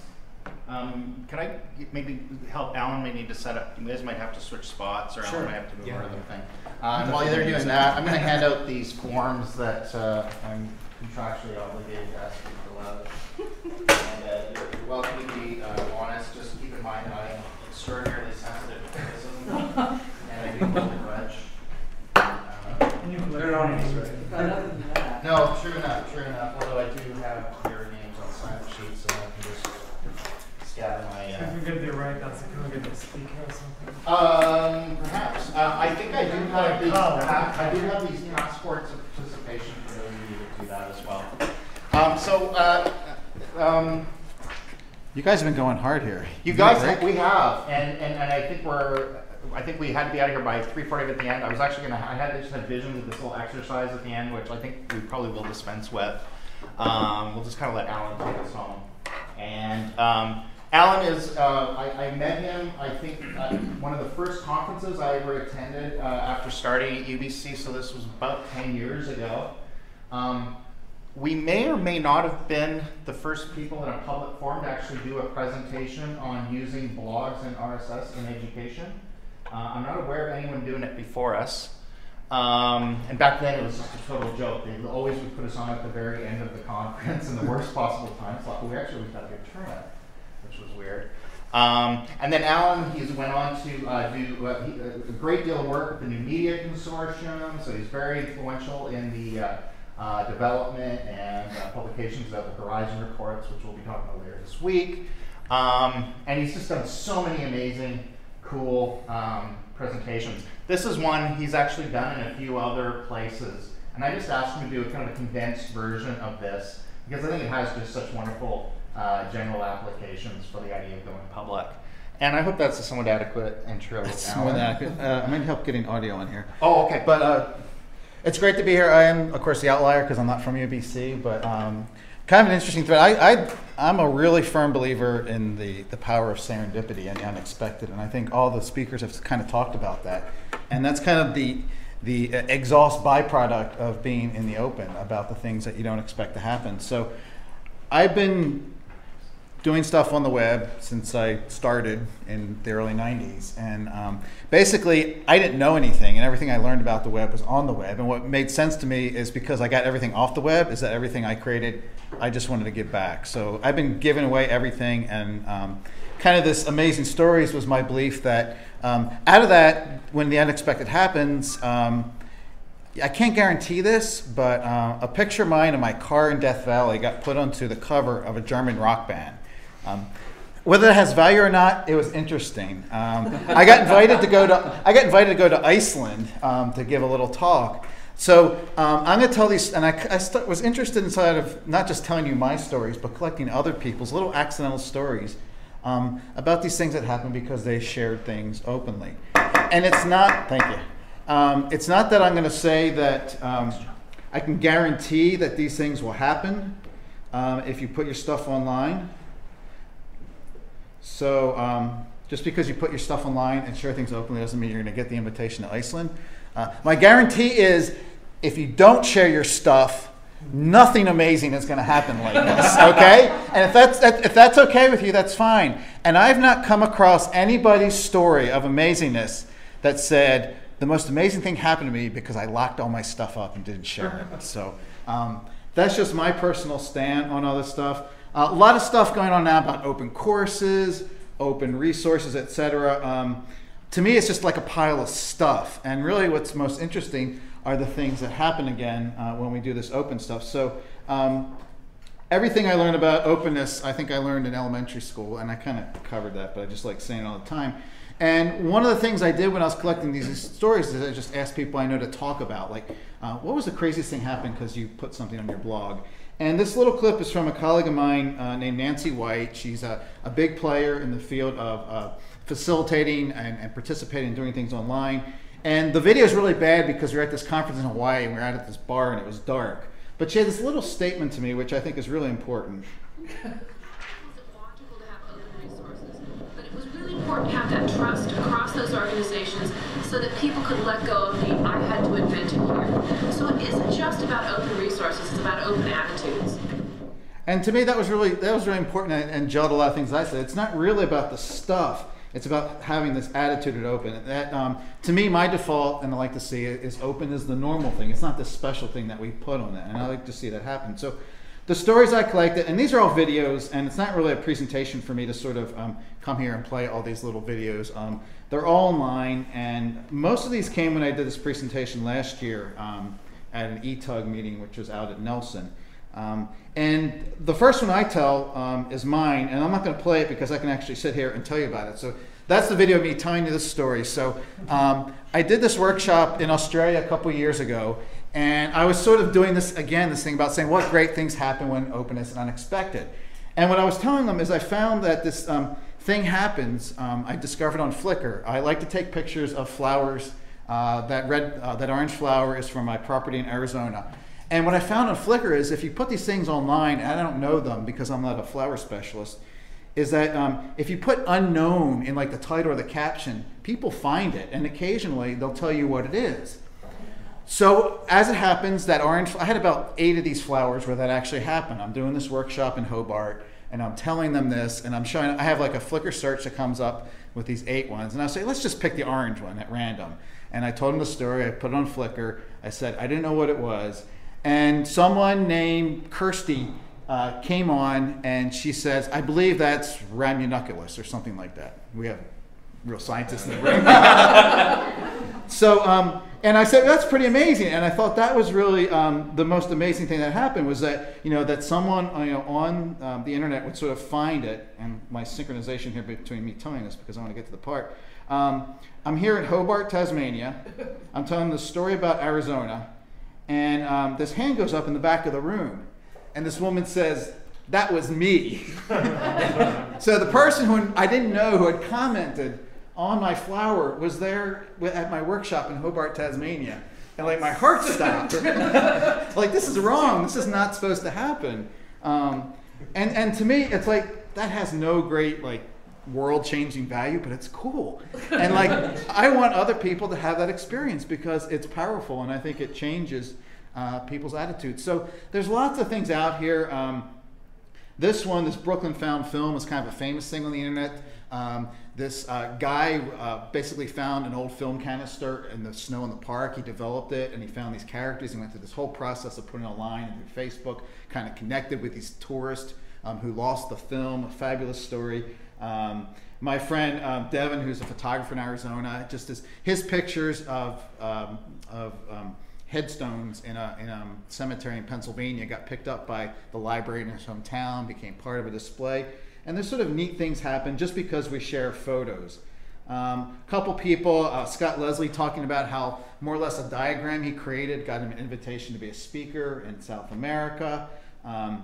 This interesting woman, April Smith, I met at Northern Voice last year, told a story. She does a lot of work with the local communities down on the east side about how she ran into a guy walking down the street, and he had this he was wearing no shirt, and he had this tattoo, and she likes to collect pictures of street people, and she took this picture and she puts it on the blog where she collects these, and she said months later she was walking down the street and this guy in a suit came up and said, I just want to thank you for what you did for me. And she didn't recognize him, and basically he had sort of seen that picture, and he had realized where his life had gone, and he had gone and cleaned himself up.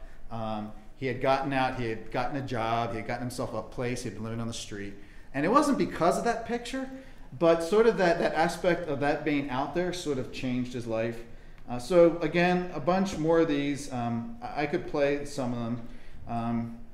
My friend Brian Alexander, he talks about, he's just great because he has an axe. Brian Alexander, this is my amazing story of openness.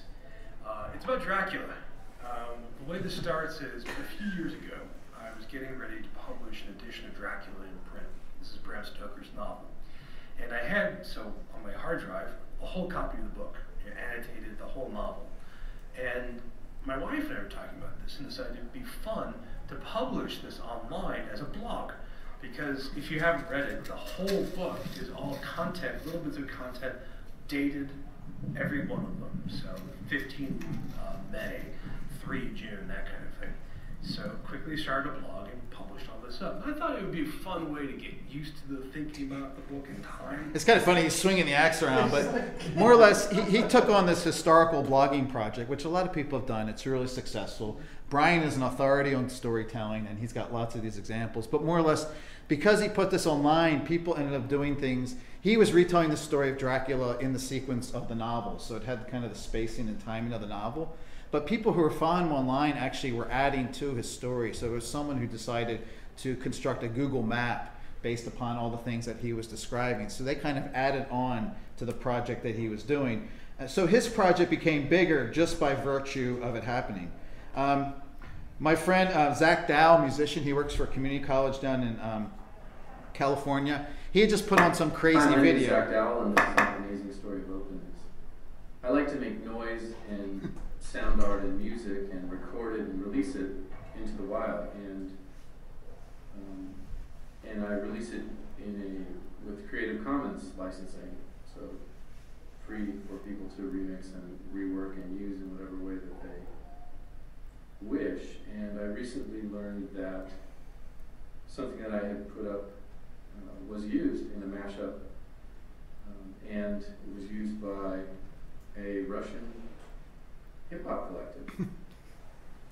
And so I just think that participatory culture and that kind of sharing is pretty amazing. And what it leaves out is he wrote a blog post about this. The guy who actually the music he borrowed had found out about it, and it's not exactly a mystery how this happened. People do Google alerts, they get trackbacks, etc. But it does feel magical when he wrote about it, and the person whose music that used Zach's sound effects, commented on his blog, and it just sort of closes that circle rather nicely. This woman, Wendy Farmer, tells a story. She was doing a project with her kids. She wanted to help them learn about dinosaurs. So she created like a blog for her kids where as they were learning about dinosaurs, they would write blog posts up. And she did, I forgot what she said, about 10 posts. And she got a comment from someone who was a paleontologist at a community college on the East Coast. And basically started up this whole dialogue where this paleontologist was more or less talking to her kids. And sort of became a professional connection. They ended up doing some projects together.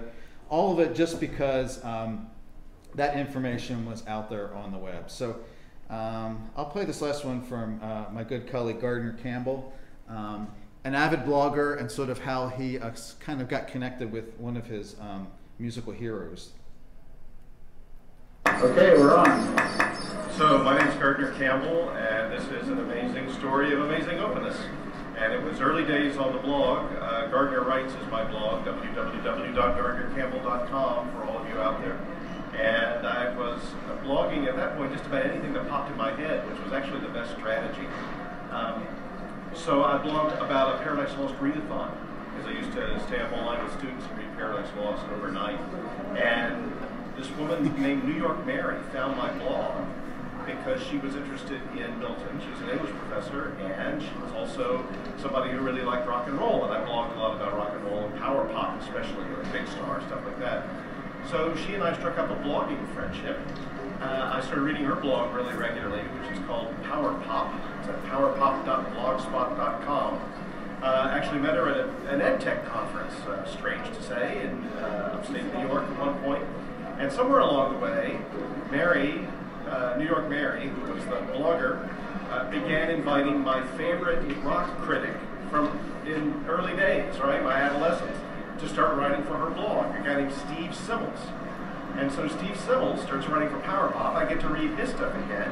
He gets to know who I am through New York Mary, who found me through the Paradise Lost blogging entry. And Steve Simmels finally came over to my blog, listened to a song I cut in the 1980s for a song contest in Richmond, left me a comment, so now the song that I made had a comment from my favorite rock critic from when I was growing up, and I'm gonna go meet up with New York Mary and Steve Simmels now. So that's my amazing story of openness. Peace out. We were in New York together for a conference, and he had sort of arranged this whole meeting, one happy accident kind of leading to another. So my firm belief is just we need to create as much potential energy, to go back to some thermodynamics, for this to happen by making this as possibilities. Not that we do it in expectation, but that just this is the enabler for this kind of stuff to happen. And I'm just kind of fanatical about that. What I did at the ETUG, and maybe I don't know if this will work here. Actually, these two stories I didn't have when I went to the conference. So I asked someone in the audience if that ever happened. While you think about this, I'm going to ask if anybody has sort of one of these stories where something they published online or in a blog sort of led to something they didn't expect, maybe to meeting an author, And if you're okay with that, I will actually film you and add you to my site. But as you're thinking about that, I just realized another example that has come up at the university I'm at now, at University of Mary Washington. We have an art faculty there named Rosemary Jezanowski, and she has a project where her students, they're blogging publicly, and I think they've been studying a particular video artist out in LA. So the students have been going to this guy's blog and sort of leaving kind of student critical comments, you know, and they're not the most, they're trying to learn how to be art critics. And what's happened is this guy is actually taking their student comments and he's doing these video like talk back, and he's publishing to his own blog and incorporating their remarks, and he's a little bit kind of snarky, but the fact that their comments are sort of getting included with the work that their artists are doing. And then he's actually going to be coming out to our university next fall, and he's going to be actually doing a project with these students. Just because, again, of this serendipitous connection. So does anybody have a story? Well, it's definitely science. You call in the class. You raised the bar, right? Yeah. That'd be amazing. Well, they're not to be amazing. They're pretty simple. I mean, you know, a lot of the ones I found were the kind, my buddy Rowan Peter, who I only know through this DS-106 course in Australia, he did a photograph. We have this thing, and part of our course, it's called the Daily Create. So there's a challenge every day to do something, and there was a photographic assignment to do something that has perspective in it. And he published a picture of like a supermarket aisles, and his story is he got an email, you know, a couple months later, and some Japanese book publisher asked to put his photograph in their book. So there's a lot of these things where people happen, especially through photo sharing on Flickr, where their stuff gets invited to be part of a book. I was doing this kind of a panoramic project with this device called a GigaPan that takes these large-scale images, and I got contacted by this book publisher in Australia. It's kind of silly. They're doing the world's largest atlas. It's 6 feet by 9 feet. They're not printing a lot of them, and I don't get one. But there's a picture of this guy with the atlas, and the atlas is like, you know, he's like this high, and it's this huge thing. But they asked, I think one of my panoramas being put on a like a header page, and that's really exciting. I'm not getting any money out of it. You know, I'm not looking to make money out of it. It's just, it's really rewarding to have people say, hey, that's kind of interesting work. So it kind of feeds back to. Alan, can I ask you a question? Yeah. This is not meant to deflect. Does anybody have a story? I mean, I've had. I thought you were gonna have a story for me. Well, I mean, I have you know, it's like the Flickr stories. Yeah. People say, you find a photograph that you've taken that they've put on Flickr someplace unusual, like incorporated in some YouTube music video, which has happened to me. But my question is, I'm going to ask you a historian's question. Why do you think? Because I think it's cool too, right? Why do you think we think it's cool? Like, what is it that makes us want to have these kinds of experiences and share them? It's a kind of sociology question about now. What is it that? Because I'm sure that, you know, I have the same reactions you do, and it's kind of neat, and I have my own ideas about that, but why do you think that? It's a fair bit of flattery. I mean, it's a little bit of ego here saying, you know, somebody found interest, but there's something magical about someone that you don't know, and we don't really have, you know, these connections that I've had would have never been possible. It just feels kind of magical. That sense of having a human connection based on something you did. So you create an object or an abstract action, or you put some effort into something, and then just to know that someone for no reason at all, not only connected with it, but maybe, you know, in these cases, you know, often they had a meaningful connection with it. They didn't just look at your picture; they actually were motivated to do something there too. And maybe not the same answer, but I took a kind of I quit my job last March and took a kind of a 6-month travel loop around the U.S. and Canada, visiting mostly people I've known online who I hadn't met before, and they invited me into their homes and fed me, and said, you know, this is the stranger from the internet, and let me, you know, hang out with their kids and their dogs. But having, you know, I've had really rich connections. You know, Brian and I knew each other online, you know, for quite a few months before we knew each other. We had the groundwork for that relationship. But a lot of people I've known who I've never met, but I feel like I have that connection. But then getting to meet them in person just kind of takes that whole relationship to a different level. So I'm just interested in more, you know, I'm not going to say I'm a connectivist, but it's important in this world, especially as things get noisier and we're like involved with things that are maybe a little bit less optimistic, to I don't know, to be less alone, you know. Mm-hmm. No, I don't know. It's a personal theory. Yeah. It's just, to me, it just makes it feel like, honestly, that I'm less alone in this world, that I can have these connections. So I gave people time to think about a story. Or you really? You willing to let me film it? I don't know. Maybe later. Okay. Yeah, Okay. So Atwood's coming in November, and we have a sneaky suspicion because she's super busy and she's also very expensive. But a couple of years ago, my lab, we created a website called Science Scouts, which is as strange as it sounds. And I'm not even going to bother describing it. You just have to Google it, Science Scouts. And so they're basically science geeky badges, and they're virtual, although now you can actually buy them as well. But she liked the site, and she suggested a badge, which was, I write a pretty mean science dystopia. So there was, and so from that, we had this kind of strange Twitter Science Scout connection. And that really helped because sort of bypassing the speaker agency. Yeah, and a lot actually happens now. I mean, when I started doing this, it was kind of as the Twitter arc was kind of rising. But I did in 2008. I got a keynote speaker for our conference, and our communication was solely through Twitter. Yeah. And it's possible she was a little bit kind of reclusive in her communication, but right. Someone else had told me that's the way you get to Kathy, and I just kind of persisted, and it worked. But we're going to provide her with a framed badge. Wow. I'm going to see if I can get one sewed somehow.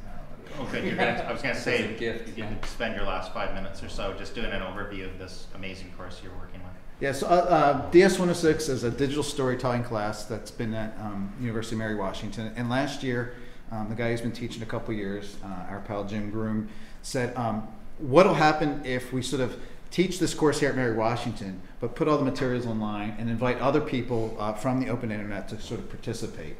And it was a MOOC, you know, in the newest buzzword of the sense, but really quite unlike a lot of the other ones. More or less, I collaborated with Jim.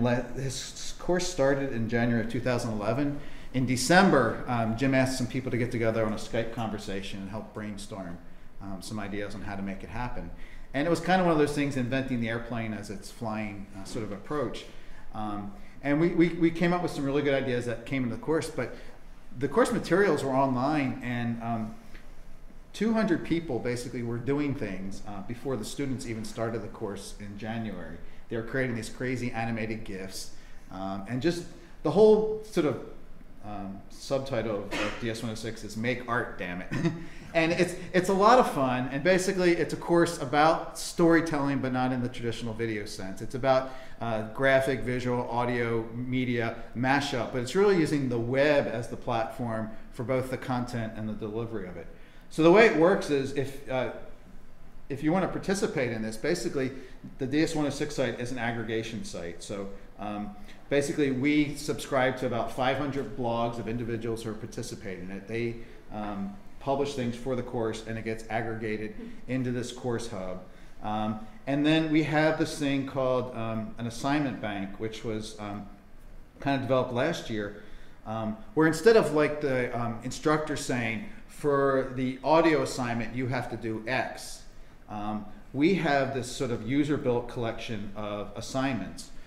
So there's about 300 or 400 things that people have submitted for other people to do, and we sort of put a rating system on it last year to give a little difficulty.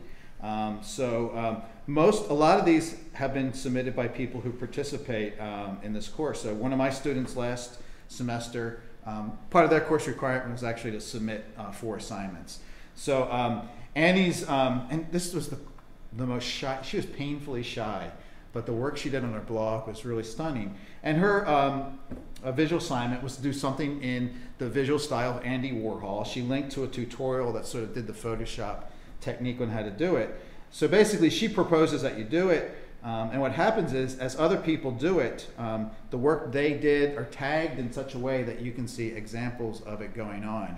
So this is almost a user-built sort of course bank of assignment ideas that again is completely open for other people to do. And there's things that some instructors just like to tap into this for some of the assignment capabilities. And the last thing I'm going to sort of tell you about is this thing that we added this year called the Daily Create I mentioned, with the idea that just doing some small things on a regular basis as a challenge is a really powerful thing. So it's kind of influenced by a project that was out last year that was called the Daily Shoot that was all about photography. So every day they would say, take a picture today that represents the color green, or use a depth of field in a creative way as a challenge. And what it does is, as you go about the day, you say, what can I do to sort of capture that and post it online? The folks who did the site, I guess they decided it was too much work, so they stopped doing it. And we decided to create our own, and we broadened it to be just not just pictures, but we have video assignments and we have audio assignments. And this was the first one. We have a summer class at DS-106 going on right now, and we found that sort of doing a short video where people get on camera and talk is a great way for people to introduce themselves.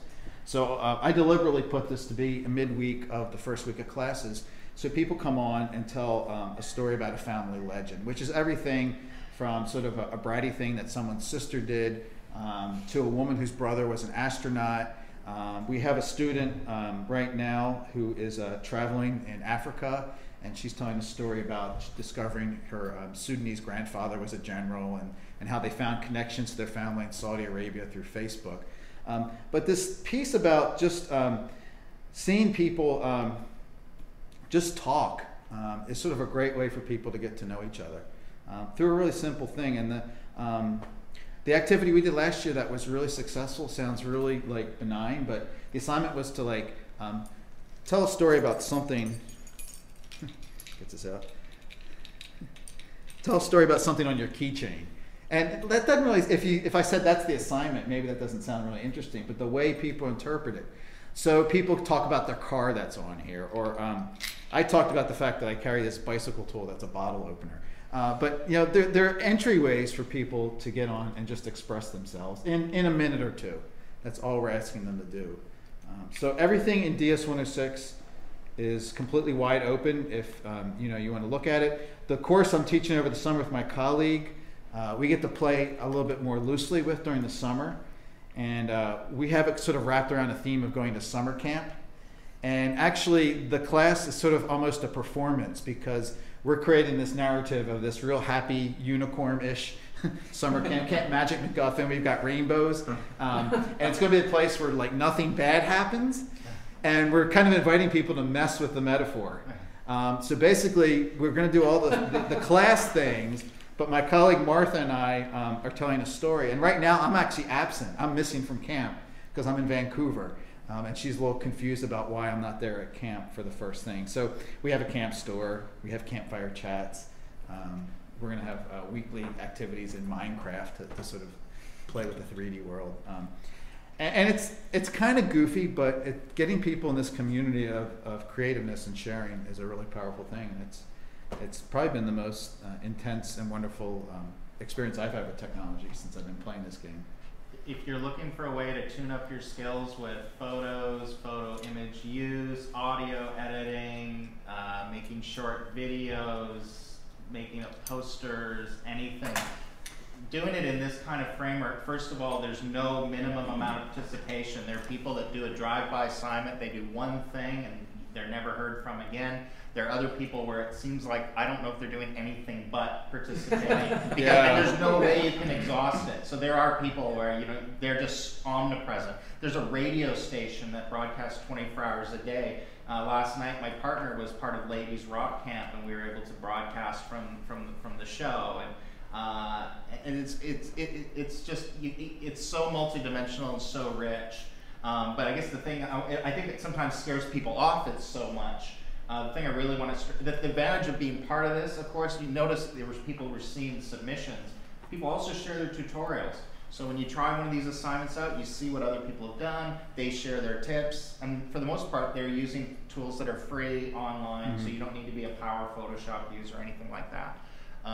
It's a really amazing kind of ongoing, I guess you call it a community. I don't know what it's a happening. It's a party. It's a mental breakdown. It's a cult. It's and the comments you get when you do it. So yes, you can go out and do this stuff on your own, but when you post it to the site, suddenly you get 20 or 30 comments, and they're almost always really supportive and helpful. So I think we are out of time. So I was hoping to do a summative thing because I was hoping that like some of the themes that jumped out at me are things like risk, workload, the dynamics of crowdsourcing, sustainability. We'll have to allow those discussions to go on in our own minds, perhaps in our own open platforms elsewhere. I want to thank you all for your time and energy. I hope you feel it was worth your time and energy. And enjoy the rest of the week. Perhaps I'll see you at other CTLT Institute events. And thanks, our presenters.